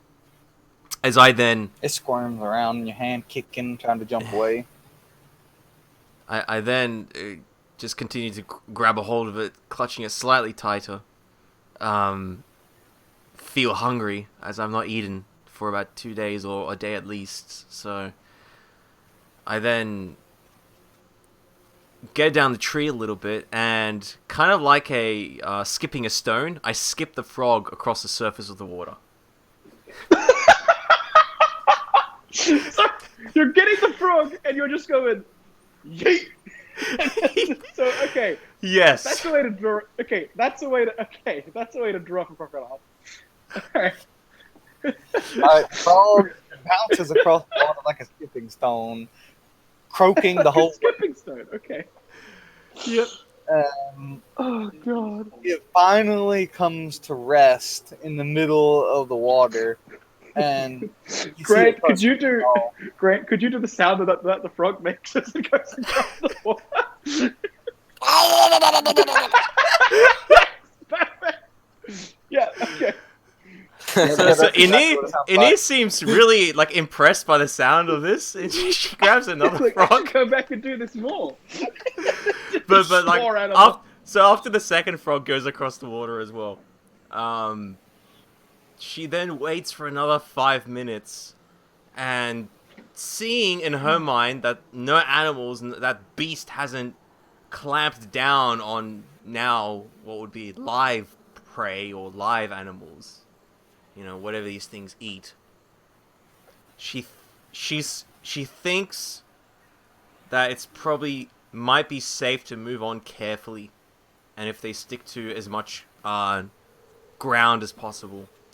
So You actually see from down the river a little bit, you see some large, maybe about 3 feet or a meter long and roughly the same width shell start floating down the river. Like in the middle of the swamp, so floating down the swamp. Roughly, Okay. he's I look here at to it help. curiously. He's here to help.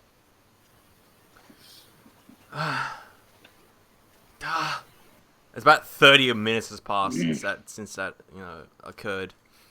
Yeah, now something is apparently floating down the river and still nothing, so you can feel somewhat safe. Yeah. I think we can move now. I think it's okay. Fine. I'll I'm go saying it to first. Zazian. And then in Thraxon, as I make my way down the tree, is like he's just like I kind of underneath my breath is like, gee, thanks, grandfather, for this really fun spell that helps me walk unseen through animals. Isn't this great that I don't be attacked by all these things which are hunting me in the pitch fucking darkness and want to eat me? Gee, thanks, grandfather. This is a great spell. Thanks so much. This is everything that I wanted. Thanks. He's being a little bit irreverent. He's just grumbling. He's getting pushed around and it's not very fun. So, Ini gets down. She plants her hooves on the mud, on the bankment of the muddy sort of mangrove-like trees nearby. Over here, I call out, and very carefully now. Now I'm determined to lead Dar as we make our way as towards a place where I would think there would be slug people, which is just like, I don't know where they are, so I'll just go in sort of a direction along the edge of the swamp and make my way down, hoping I can see signs of them. Once we're once we're in, I'm gonna be again just touching tree to tree, feeling the different roots and systems and that. And if I find a tree that looks like it was shaped, and I know that it was like, would I be able with a outdoorsman roll or a farming hardwood tree roll or a survival roll? Work out if a tree has been topiaried. You have found a tree stump, actually. A tree stump. And did it as fall you over touch naturally? Okay. You can find that it was, for lack of a better word, cut down, but not with tools. You can feel the grooves. It was cut down more than a day ago, so you can't see how, but you can feel on it, it almost looks like it was a controlled burn, kind of. It bears a resemblance to burning, but the stump is not scorched. Just very, very slight burns on the surface of the stump. Huh. That is odd. You're kind of at a loss to come up with what could have done this. You know for a fact it wasn't fire, but that's about all you have. Yeah. I guess I'm gonna slowly relay that information to a near. I stop and turn as you're leaning on the stump. Are you okay, like, Da? Yeah, it's like not burned, but hewn without axes. And like I'm just given this stump a really good rub down. Yeah, Yeah, I jump next to you and I look at this stump that you're touching. yeah. It, You could sense slow. that whatever did this caused the tree great pain by doing it. Oh, okay. Mm. Yeah. Okay, so hacking down a tree, sometimes like if you do it right and like if you like farm the trees, you could take off the larger limbs and then you could put the younger tree sap over like the wound and so it heals. You can farm trees and like make sure that you can keep a tree taking what you need from it and not having it die. You can do that for like centuries with like a really good hardwood, which is what orcs did for ages. Um, but these people, whoever did this, they weren't farming trees. They were just straight up killing them. And like with these burn marks, I'm not even sure this tree can grow back, which is pretty fucking brutal. And you notice it's the only one you've seen like this too. It's not a common occurrence. It's not like a whole region has been lumbered or anything either, though. Is this tree larger than the others? Was there a reason why this cheap tree was chosen? Would I know? It's decent sized, but it's not like abnormal in any way that you can tell. It's not like huge or anything. It's definitely, you would assume this is a good tree for lumber, and it would have provided quite a bit of wood, but not particularly special from what you can tell. Okay. Well, I'm gonna ask Ania if she can find any more stumps like this. I'll have a look. I'm gonna keep on going in the direction of the village. I think it was this way. Awesome. Hi ho, Silver, away. And then, before long, roughly an hour, you come to an edge of the village. Anir sees, as she saw before, the village and the trees. They have connected like almost rope bridges between trees with huts built atop large branches. These trees are, in fact, much larger and much thicker than any trees you've seen so far. These are deep, deep in the heart of the swamp. And these are the largest, well, thickness wise, the largest trees you've seen. And they are big enough to support small huts and buildings as Anir sees the slug people scurrying about amongst the tree branches and across their rope bridges made of vines. There they are, the slug people. For some reason they do not like me. One of them tried to sneak up on me and hit me with a stick. I don't know if they are against me or my people. I don't know, but I'm feared that I might anger them if they see me. I will stay right behind you. Grandfather said they were allies. Well, They will listen to me. do you think I should stand by or should I stay hidden? I do not wish to anger them if they do not like me. You have nothing to fear. I nodded And that. I'm gonna walk, ill-advised as this may be, I'm gonna walk directly into the middle of town. All right, and as you walk, what are you looking through right now? My staff that I'm carrying with me. As you get closer, you actually begin to see, for the first time in Wait. days, What? you see lights as they have torches about the village. And Fuck yeah. and you notice as you get closer and closer and you try to walk into the center, the village is in the trees. It is suspended amongst the branches. And you don't see a clear way to get up there. But as you just walk straight up towards them, they notice you coming. They see this big old tree man walking up to them. And they start moving around and doing a bunch of stuff, and you don't really know what they're doing, but they're doing something, and they seem to be Is almost it hostile? they seem like almost like they're organizing or gathering or something like that. Like they're like one goes away and then comes back with two more and stuff like that. All right, well, I'm gonna basically as loud as I can with my 0 grades in sing. uh, just give out a great big old holler to all these slugmen, and oh no, it's gonna be a presence roll, isn't it? Oh Yep. shit.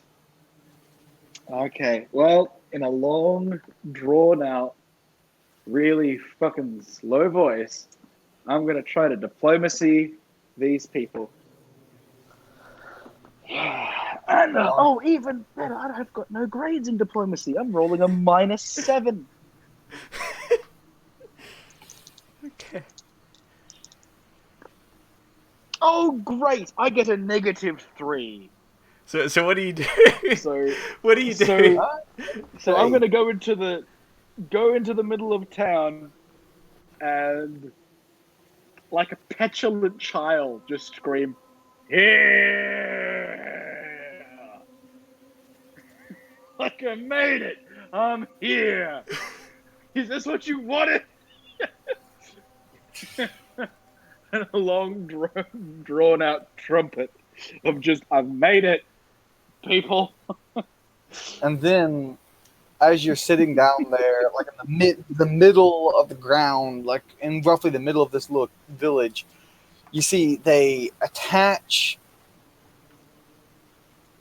ropes, these little vine ropes, to one of them, and start lowering him down.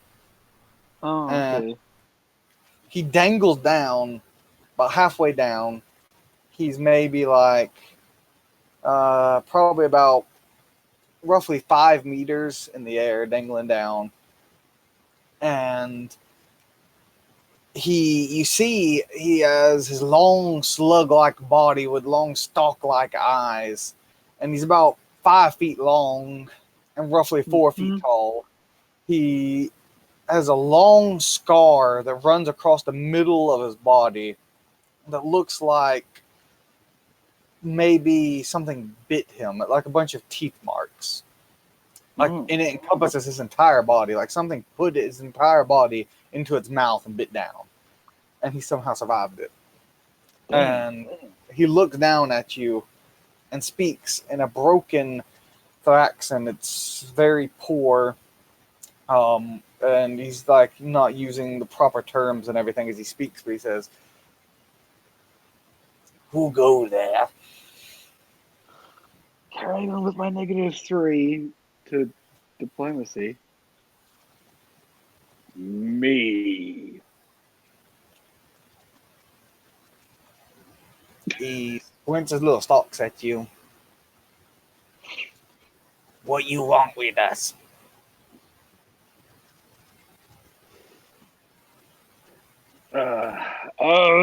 How do I be as rude as possible to these people?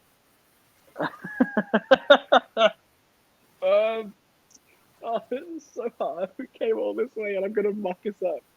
Okay.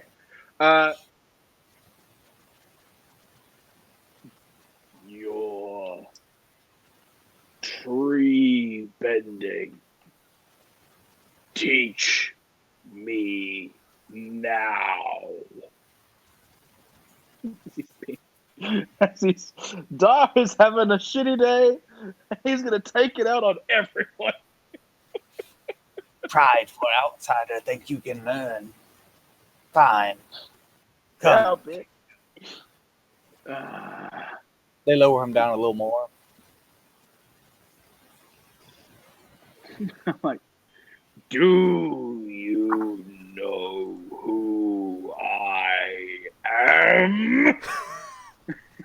He like wiggles his little arms, and he has 4 arms, 2 on his upper chest and 2 on his lower torso, and he wiggles them around and kind of motions towards you and is like, "Come closer." As I am trudging forward, kind of like kicking in the mud as I do. I was like, I am Pikishi Mimachia, son of, and I just list off my family heritage, and it takes fucking forever. And if anybody tries to speak, I just keep on speaking. As you're in the middle of talking, make a defense roll. Oh, sick! As a note, I am standing like in the open behind Dar, like sort of following him. But yeah, We came all this way, and I'm fucking everything up by being mean. Oh, good. That's a 15 on my defense. He got a 21. Okay. Hit All her right, baby one more time. That's actually going to be a boost. Oh, yay! He's boosting on me, Richard. By the way, my brother was here. He How you doing, Richard? I'll all right. All right, so you see him gurgle like, he's getting ready to spit like that.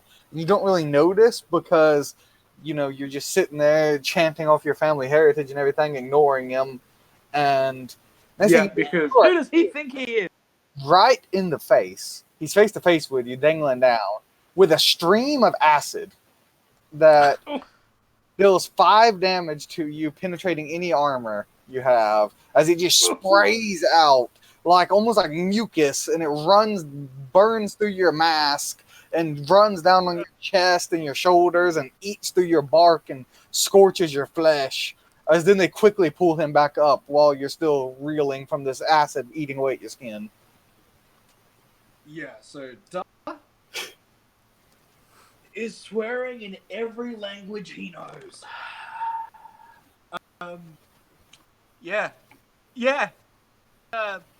He came all this way, and these insubordinate little bullshit just literally acid attack. Like the Muslim lady in London. So he is, he is swearing in every language and calling them all the most awful names, promising pain and suffering on their families, on their kin, for the lifetimes of trolls, which is a very long time. So he's like, he will never forget this slight against him. This literal spit in the face with acid spit. Yeah, they literally, yeah. In fact, am I gonna get a chance to walk up to this guy and hit him with my staff? No, They pull him back away. They start pulling him up, like Can I throw my raising him staff back. at him? Yeah, I mean, I can go ahead. It'll be like you can get off one attack before they pull him away from you. No, yeah, as in, I guess I'm rolling an athletics attack because I'm not making a proper attack with a staff. Probably projectiles. Projectiles. Okay, I got no skills, so that's a -4. That's perfect. That's exactly what I wanted. Alrighty, let's rumbale. Does a 9 hit him? A 9. Let's find out real quick. He's gonna roll defense, but he's stationary, so Held in place by ropes dangling, so there's not much place. Nowhere to dodge. Yep. Yeah, he doesn't have a whole lot of maneuvering room, so he got a 2. Oh wow. Okay. I don't think I boost because it's a projectile. So basically almost as like a gut reaction, I'm like just grab at my face with the other hand and then just fling my staff at him with the other. I see through this staff, so my world just spins end over end until it just gets right into this little bitch's face. How much damage do you do? With projectiles, I think I do 2 damage. You throw it, it hits into him. It uses your enlightenment as for damage, right? And your enlightenment as a modifier. So enlightenment for range? Yeah. That's what I think. Unless it's strength, I don't know. It's one of those two. Holy shit! It depends, I suppose. I actually have a +5 to that, but I'm not trained in it though, so it's a -4 to. Wait, hold on. No, that's just a hit. This is just Projectiles add strength to damage. Oh, strength. Okay, yeah. Yeah, projectiles. Oh, okay. In that case, it's like a -1, and if it's like a normal like, and if it's like a javelin or a spear, it's gonna be doing like 3 damage, so it's gonna be doing like 2 damage instead. All right, so you throw it at him. You see this fly through the air. You're flying. Not really. I just see the world spin. Yep. And then it smacks into him, jiggles him a little bit, and falls to the ground. But he doesn't show any visible discomfort as it pulls as I'm looking up at this guy in the dirt. And you see like some acid dripping out of his mouth still, like it's basically drooling, and it like drips down and falls onto your staff, and you see it like staff a little bit. As my vision slowly seeps into the mud, into the muck of this swamp, where these disgusting little slug things live that dare to question the might of the trolls, I will. Dar has got no points in hate, but he got 6 in piety. These people, they live in the forests and they don't respect them. They hurt the trees without caring for them.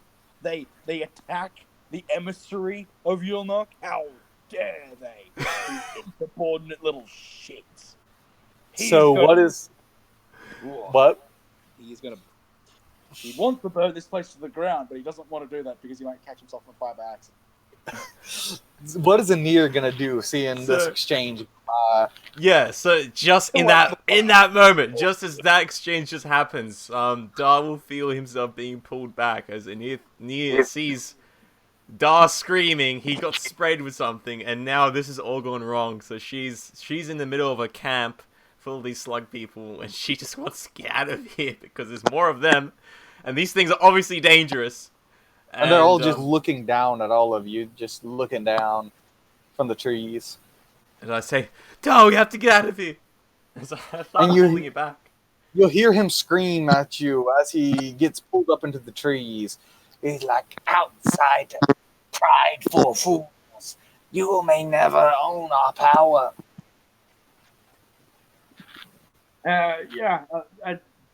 I'm swearing in every language I know, so both of you understand that I'm not being a very happy freeman.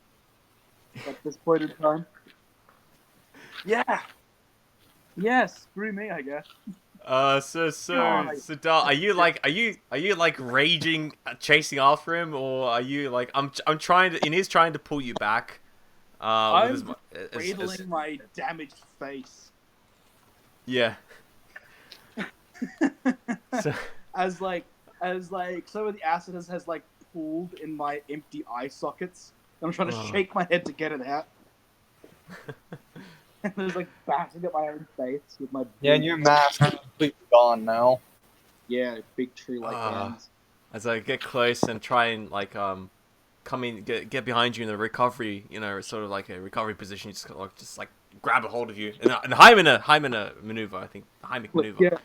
I just kind of like, I attempt to pull you back, back into away from the village, as much as possible. I'm frantic at the moment, so I guess make an opposed strength roll. Sure, I mean, yeah. With my -1. How heavy are you? Because like I don't even know if I can even move you. I weigh 372 pounds. I am not gonna jog. I'm not gonna budge you. No way. Not gonna budge you at all. I'm 7.5 feet tall. I'm a hardwood. Yeah, man. Like I did that's the math. that's way too much. That's way too much for me. I only got a 9 strength, so that's yeah, that's nowhere near, man. That's I would need to be an ogre in order to move you. So like I budge, I pull onto you, and all I manage to do is just clamber onto you a little bit, and not even sway you. I'm just trying to pull you back. This tiny doe-eyed claw monster. Yeah. On like digging into me from the back, and I'm like, oh fuck, no, get off me, please. I'm like shouting, saying, "We have to get out of here. We have to run." It's like flailing my arms everywhere, swearing at everyone and everything. Using some like Moorish is great for swearing in. Just Kurva. That's right. So yeah, what do you do? Because like that was my action, man. I tried to move you, but I couldn't. So like, what do you do? Because you can only move yourself. So where are you going? Yeah, okay. So, just to stop the burning, I'm just gonna shovel some mud into my face. I attempt to help you. Yeah. Yeah. Do I take any residual acid damage, Flame Tender? No, it subsides rather quickly. But it does burn and hurts very bad and leaves scars that are starting to heal over already, though, due to your special nature. Yeah, but well, I'm gonna trudge over to. The last thing you hear from him screaming at you as he gets pulled back into the trees by his rope, he screams, "May Rocktooth take you, outsider." Rocktooth? Oh. You then feel like a stream of water as I open up a water skin and I begin to like pour it onto your face. Knowing you don't like this, you don't like being watered, but I still water you. It's not terrible. Baths aren't too bad. By the way, to answer your question, Richard, I don't have any glue with me. I have scissors. Yes. Nice. But no, yeah, yes, I'm gonna trudge back over, pick up my quarterstaff, and in this moment, as the pain finally subsides, you pick back up your staff and you get past the initial shock. You realize this feeling you're feeling is the same feeling the tree felt when it was burned down. Oh, so not only are these guys disrespectful to the servitor of the trolls, but they are also disrespectful to the very body of Yulna. So Dahl is able to put 2 and 2 together that their acid is what they use to shape the trees. Okay. Alright. I didn't want this secret anyway. You're using dark powers you don't understand. And they are not good to the trees. You do not, bend these hard truths to your will. You butcher them. As I, like, yelling up at Thraxer and at the tiny little ice stalks and like the mushy pink bodies above me. It is like, we are going to defeat the sirens with or without your help. And when we do, if you do not aid us, we're going to come back here and butcher every single one of you, be it with beast or no. So help me, and so help by Yulnok, by Nogus, by all of the trolls, and I list all the fucking 44. I swear, terrible oath, that unless they come back and help us against these sirens and stand up for themselves and stand up for us in our time of need, I will wipe them off the face of this earth. And not only will I do that, I will find their eggs and I will rear them personally, and then I will do the exact same to them for generations and generations of the people. Go ahead and make an intimidate roll. That sounds like you need an intimidate roll. Okay. 2d8, let's go, baby. 8 and a 4. It's another 6, so it's an 18 with on dice. Intimidate of +2, presence of -3. 17. They actually cower in fear at your rants. The majority of them do, anyways. Let's see what their leader does, real quick. Why does Dar have 0 diplomacy and 2 intimidation? You actually boost on their leader, the guy who spit in your face. Fuck yes! So, Wow. they are literally terrified of Dahl right now, and they all start screaming out in like basically like prayers almost, and like asking for aid and help and beseeching This something they keep calling the Great Serpent. So they serve Mother Yerga. Terrible. These magi hunters, apostates who twist the divine arts to their will. No wonder they do such horrible things to the trees. All right. While they're terrified of me, I'm gonna command them to bring me bring me and my friend to their village and let us wait the long night out there. They lower lines Otherwise, down. I will command the trees to shake them loose into the dirt beneath They them. lower vines down to you. What's going on, Tar? Why are they? Because you've been screaming Thraxon this whole time, so I'm just like, what's going on? They are our friends now and near. And Dar is gonna do the closest he can to an evil smile. And I can see your face because your mask is melted off as well. Yeah, my mask is melted off. Half my face is melted off. So I it's shiver. like partially bleached skull, which is with like crawling skin, as it's already beginning to like half melt, half heal. So, like, I somehow boosted on this guy looking like an utter demon from the darkest depths of hell. Oh god. Okay, I will stay with you, but okay, we should speak of it later. I'll stay. And Dar's going to take the opportunity to remind you that he does want to learn how to dance eventually. As we're being pulled up on the ropes, Yes. Now's not the time. 372 pounds. It takes like 5 or 6 of them to pull Daw up, and then yeah. And when I get to the top, I'm gonna. Could I, with my knowledge of the occult,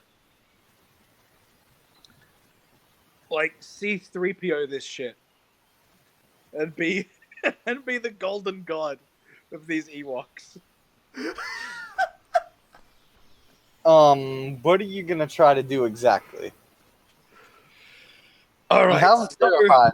as my face is healing, and as You actually see that, by the way, they are like really running, like what you can only assume is their women are cowering behind their little baby slugs, and their men are like wielding clubs shakily. Wait, women are hiding behind their own young.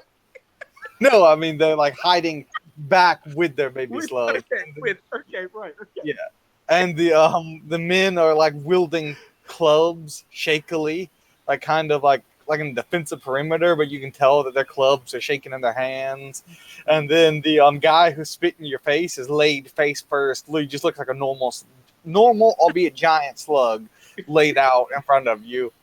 Yeah, just bowing. Yeah. So I'm going to expend a point of prana and grow my third eye. All right. Are you going to use any particular spell?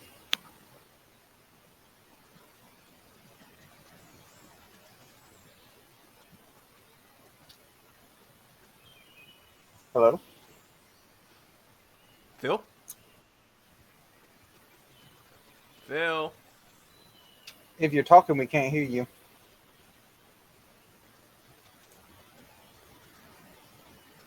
All right. While we wait for Phil to get done with his technical difficulties, we will have a short scene with Rockbeak patrolling the street. Rockbeak, just go ahead and describe to us what he's doing in his fit of rage, and how is he still patrolling? What's he doing? Just give us like a brief overview of what's going on in Rockbeak's life right now. I mean, he's furious. He's pissed off that Nair will betray him, and then Nair, was a close. So he's still on his patrol, but saying every swear word that he knows, and as he just barrels down the streets. So anybody can hear him. They just hear him just swearing and Thuban. They don't speak Thuban. They just hear him and just in this weird voice, just screaming. So yeah, he's pissed. He's like a wrecking ball, just going down the street, bumbling along.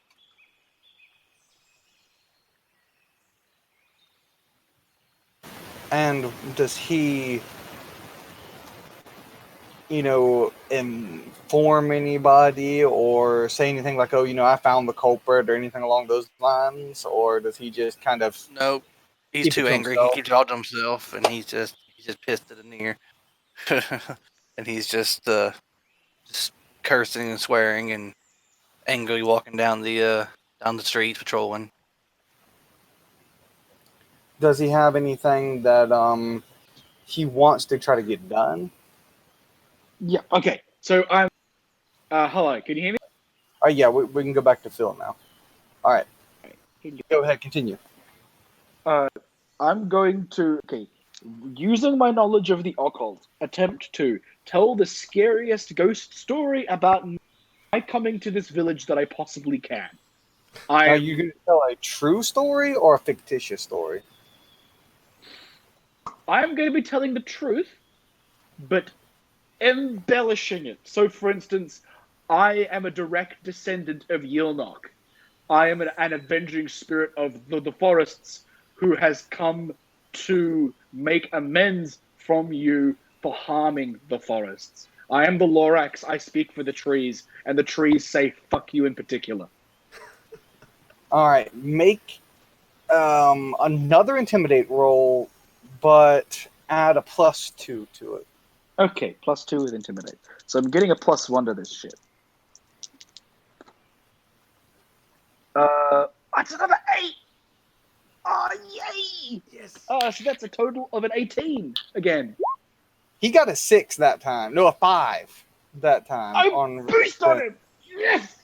You boost. You not only boost, but you boost like twice. Yes! So, fucking love these dice. He starts like just jiggling on the ground, like a slug that has had salt poured upon him. and Yep. he definitely himself. You salty And, boy? yep, the chieftain before you just slug poo everywhere now, Oh, and great.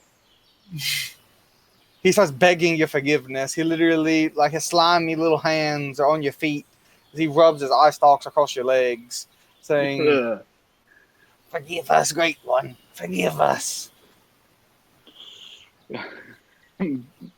Ah, is Dar an angry god?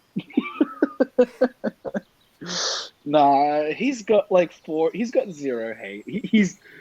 Like, as this is happening, he just feels really guilty. Like, no, this is not how you, like, I was mad and I was being true to my emotions, but now this is just mean. All right. Anis's He has got watching a this kill. whole thing, and she's just convinced that these people are insane. Yeah, everyone, Dar included, 100% insane. Um. Okay, so I'm gonna just, yeah, I'm going to reach down my hand and then uh, like uh, you know, gently bless the the chieftain uh, and say, the forest is slow to rot, yet it is also, but it is possible to placate it. Though again, it is a slow process. I have come before it is too late. All can and will be forgiven. We will serve you. We will aid you against this iron. Dar's kind of like putting two and two together. Is this beast that lives in the water? Rock tooth. This You feast hunts upon you. our hunters. Yes. This is the great serpent. No, the great serpent is the one who created the swamp. He lurks in the depths. Ah, it's a he. Maybe Okay, out of character. Leviathan. Maybe. Could I I mean, roll theology to work out what the fuck he's talking about?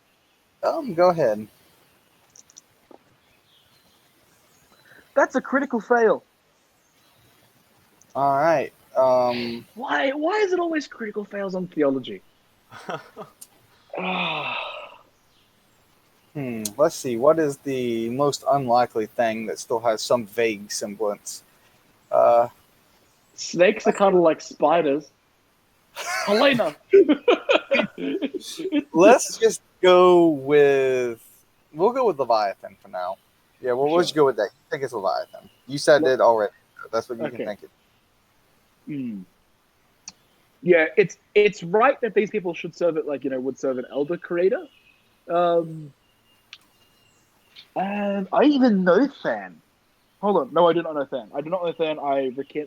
No, I do not. I know Moorish and the Dazazian, in my own language, and one other language that I can't tell you right now, but I do speak it. Thuban, that's it. So he's gonna be like, so Dar is.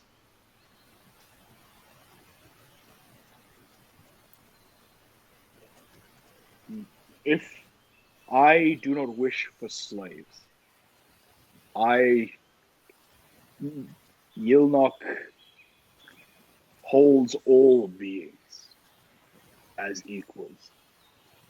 She is the trees, she is the leaves, she is the root, she is the rot, she is the bark, she is the heart of all.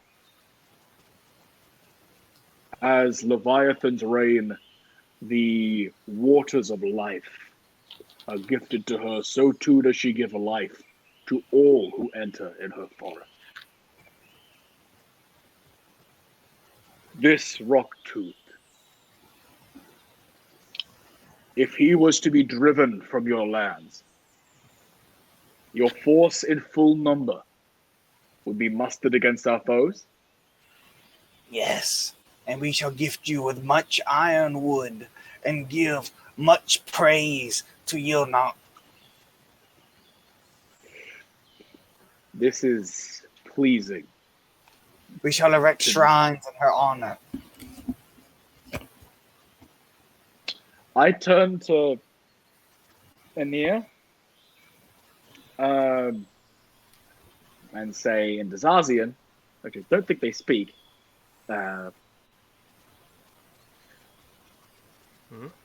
I can guarantee their devotion. If we were to make a form of trade, if we can somehow scare away the beast in the waters, they will serve us gratefully.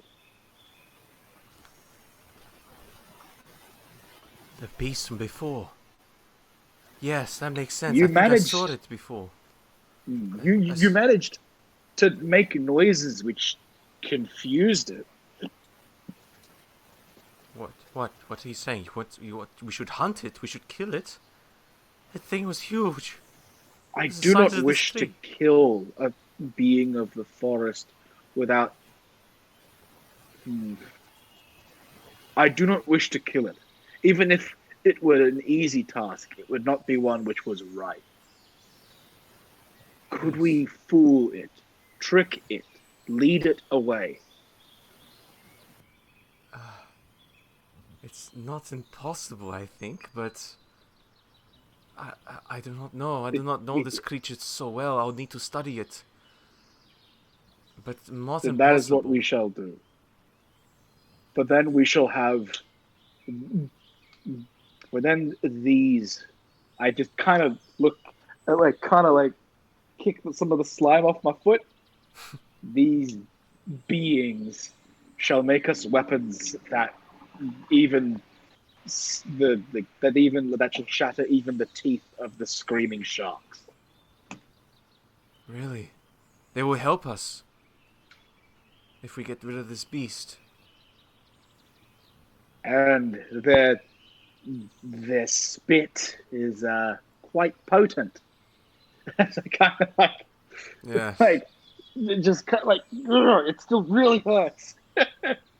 Yeah, I've been keeping my distance away from these things, and sort of like I've got my hood up and I've got my cloak over my head, so kind of like trying to create a bit of a barrier, like an umbrella, against any potential flying acid that might be coming at me at any stage. Fuck me. I kind of look so- distantly and a bit concerned as I peer over the railing of this twisted sort of abode and look down towards the water's depths. It will be difficult. You are safe here. They look like they are worshipping you. I don't understand your tongue, but it is obvious by their mannerisms. It seems that you have managed to get them to respect you. They are not wise creatures, but I believe they can be trusted to not slay me if you were to depart. I do want to go make sure that Aurelia and Rockbeak are okay. But what you And say is confer true with that... the Council of War. Yes. After you, sorry? We need to... Maybe... look, I don't know if I can do this by myself, but maybe if there was some people from the village, hunters or trackers that we could use, maybe there could be a few of us that could lead this thing away and maybe trap it. And I shall be of as much assistance as I can. Yes, I don't know if it's wise if we should do it ourselves, but we should speak to Rockbeak and Aurelia about this and the others. But it is good. I think this is a good idea. And maybe these ones can also create that boat, that ship for us. I think that is the best way. This is... Yes. We may not have to with fight their them. yes, and we could make many ships and sail away. Though I'm not sure we could outrun the sirens on the sea. At least we'll have a chance. At least we can fight, like we fought them on the ship. Yes. If we And won, win. yes, we could have maybe have gotten away. But we know what they fight. We know what they're like. So maybe this time will be different. I look a little bit hopeful. And each of these do take a little bit of time. But yeah, 100%. Very well. I'm tired, but I will need a little bit of rest here. I think maybe we should get some Flame rest. Tender, is it the day of Ajiro? It is right now. I'm gonna warn my friend Anir against sleeping on the day of nightmares. It's not the day of Particularly nightmares. since she's a... It's the day before. No. As like I just double check in my head, and we got captured on the 52nd, and then we did that many days, and then we killed that guy, and then we found a beast covered with like these sharp poison things that I still have.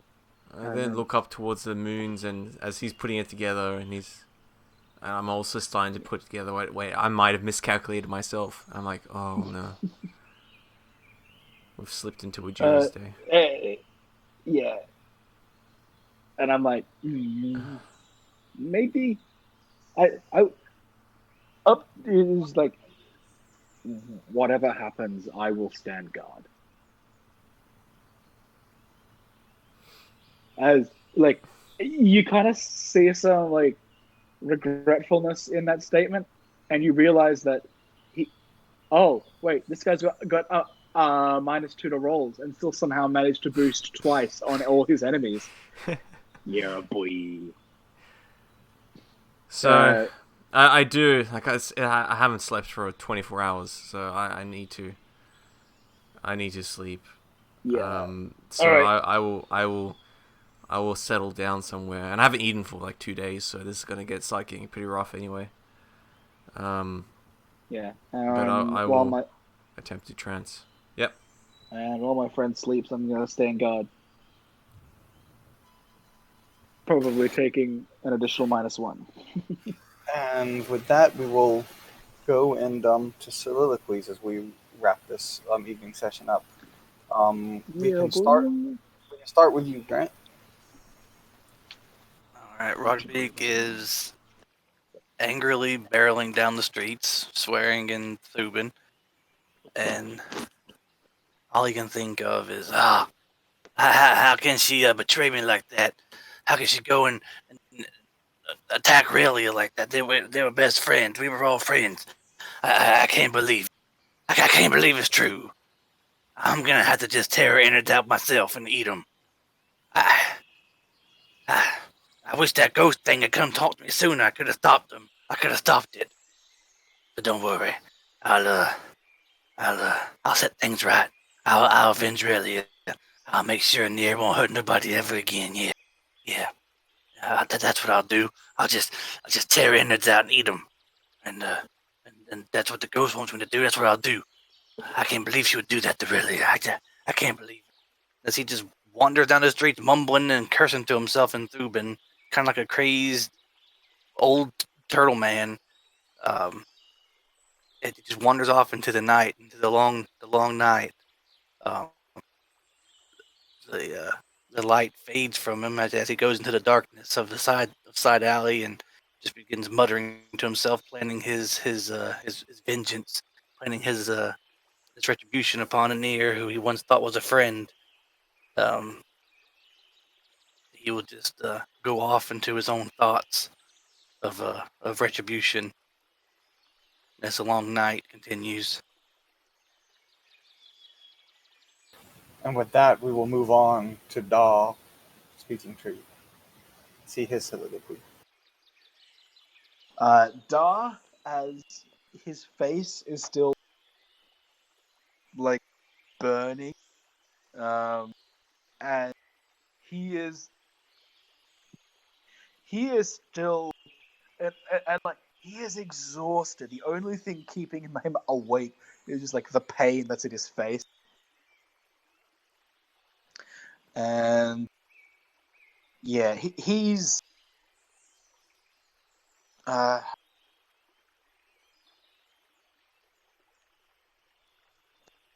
he is not having a great time. He is like, you know, like he's like kind of ashamed. He does like he is kind of sort of like, even if it wasn't technically lying, he didn't, like, he has manipulated these people. And even though like they're in his mind, in an odd way, they're barely even people. All the beings of the forest are like they all have merit, they all have worth, and that's kind of eating away at him a little. And yeah, just like the acid on his face, and he's so tired that like the night has been so long, it's been so full of terrors and these things screaming in the darkness as the sun set. Ugh, and it's not been fun. It's just been terrifying. And he's finally got it to some semblance of safety, and for the good of his friends, for the good of his grandfather, for the good of getting back what he lost, he's like he's like throwing all his punches. He's letting go all the stops. He's desperate, and he's making progress. But at the same time, every step forward is a step back, and he's kicking himself. Why did I say that I'd kill the rock tooth thing? He's like he is just he's on like he's on a ticking time bomb. He's just like the sun is setting. Even though it's set like a few days ago, it's still setting, and he is just pushing himself as hard as he can, and he just is looking out into the pitch darkness between the flickering lights and these glistening, hideous little monsters that he's coerced into serving him, like he's something greater than he is. And he is just, even though he's got this tiny, little bit more modicum of power in the grand scheme of just everything that's happening, he has never felt more powerless in his entire life. And he's going to take like a small time to just apologize to grandfather for being sarcastic and shitty, and he's going to like look down at and as she kind of curls up, and he's going to shuffle in his place, crick his shoulders, crack his neck a little, and get ready to just stand watch while she passes out as these things watch in awe of this massive tree thing which is standing before them. Next up, we will hear from Anir.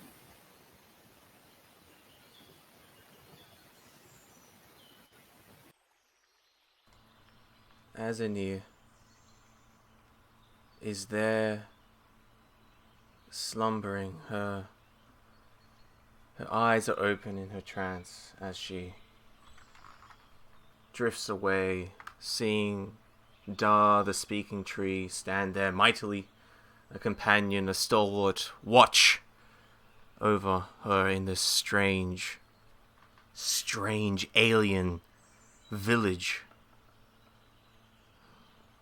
The adventures of the day, traversing through this swamp, through this forest, the dangers of almost dying several times in the past 2 days of travel.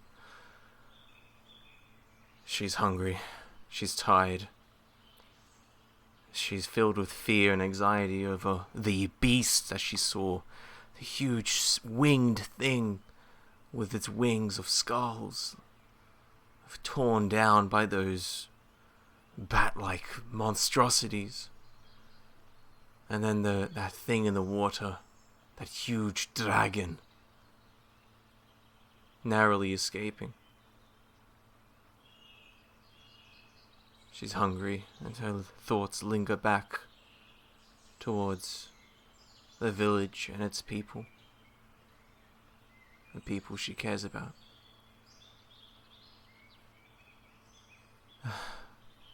I need to go back soon. Now that I know that Da is safe here.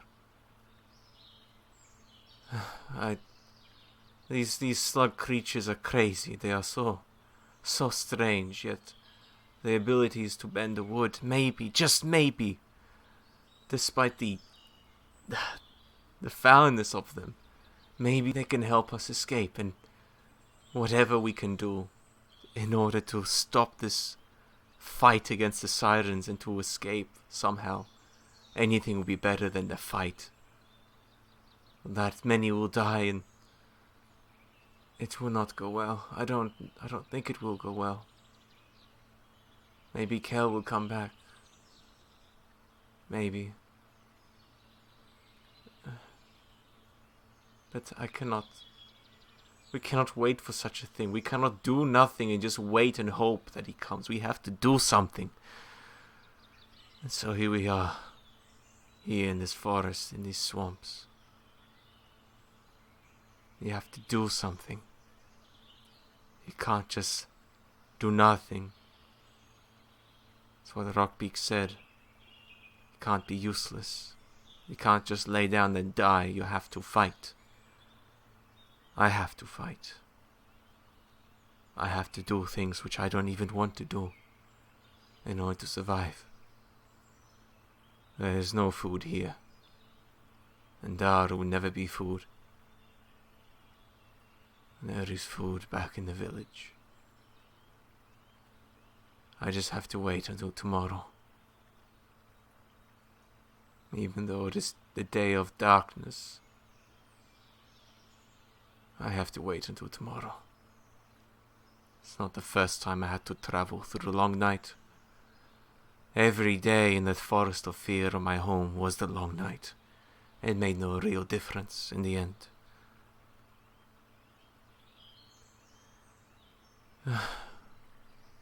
Still, it is nice to be able to do something, to keep your mind off things.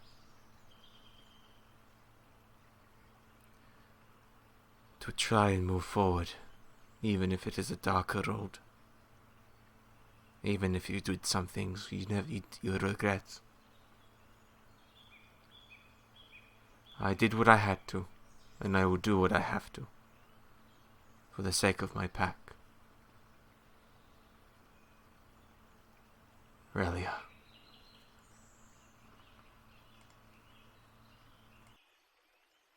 And with that, we shall wrap things up with Relia.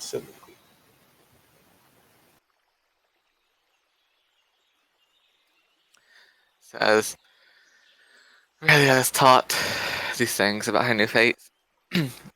As she reflects on what has transpired within these last, what feels like days. For she's unsure exactly how long she's been gone in the living world.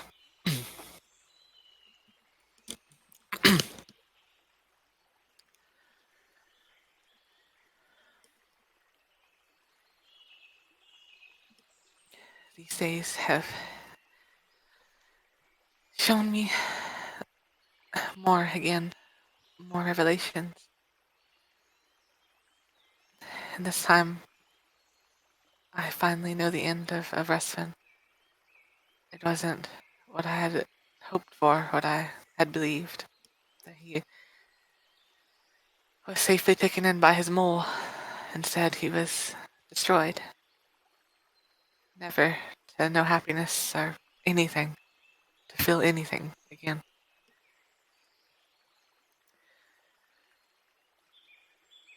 After learning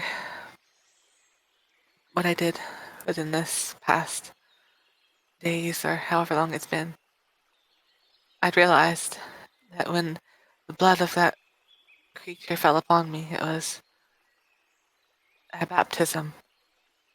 I had died that day. For after it, I walked as the dead walk, through the desert, through the dead lands. I believe that is why I can see even clearer now.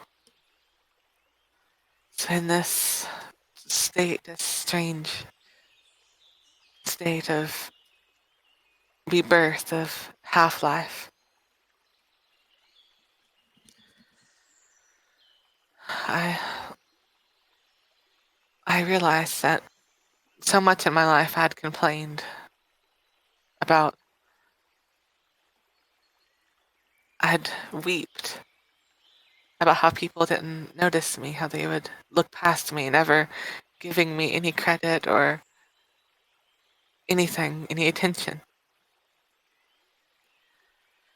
Hearing the screams, or seeing more like silent screams of Rustin as he was torn asunder, it made me realize there's something that can be said in silence, in not needing to be noticed. So I don't have to be noticed. I can be a silent strider in this land, in this journey.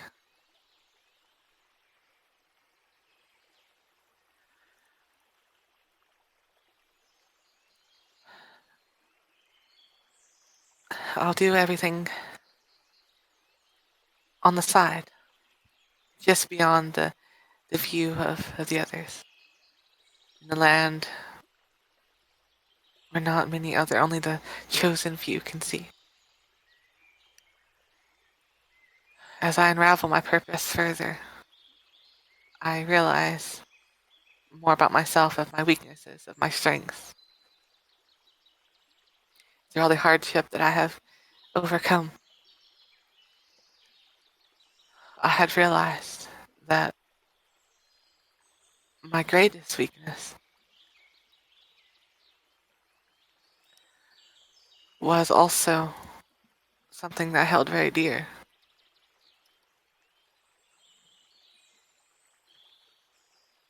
I believe my new name, as what I'm learned from my new friend, is solitude, loneliness, the state of being alone, even in the midst of a crowd.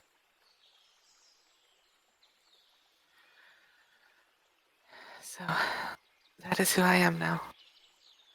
And after seeing all of this and hearing the words of Rockbeak, of his words of revolution and of change,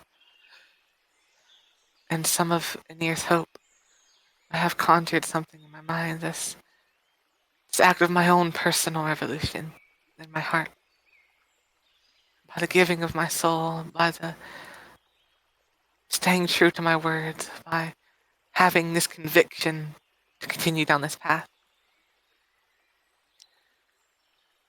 I will not only guide those lost, even if I have no voice, I will also defend them. I will end these abominations, these contaminated, these monsters, these things unfit to be on the same plane of existence or any that I may traverse. And so with that, I hope that my friends can understand, the ones I travel with, the people I hold so dear. But if not, it's still fine for my duty, my quest. It goes beyond having people understand, having people to be able to see. I take comfort in that, for I've always had trouble with it in the past before. But my greatest weakness shall be my greatest strength now. The thing that I draw the most upon.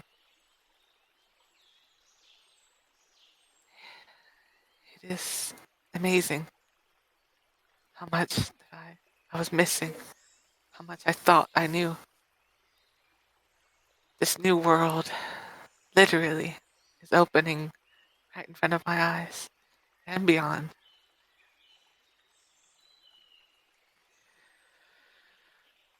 And with that, I don't think I could be any happier. And that's the end of that. All right. Thank you all for watching Island of the Lost. Things, as you can tell, are heating up on the island, and I don't want to make any predictions, but the climax of the island may be coming soon. So stay tuned, everyone, to see how this saga continues to unfold. Goodbye, and see you all next time.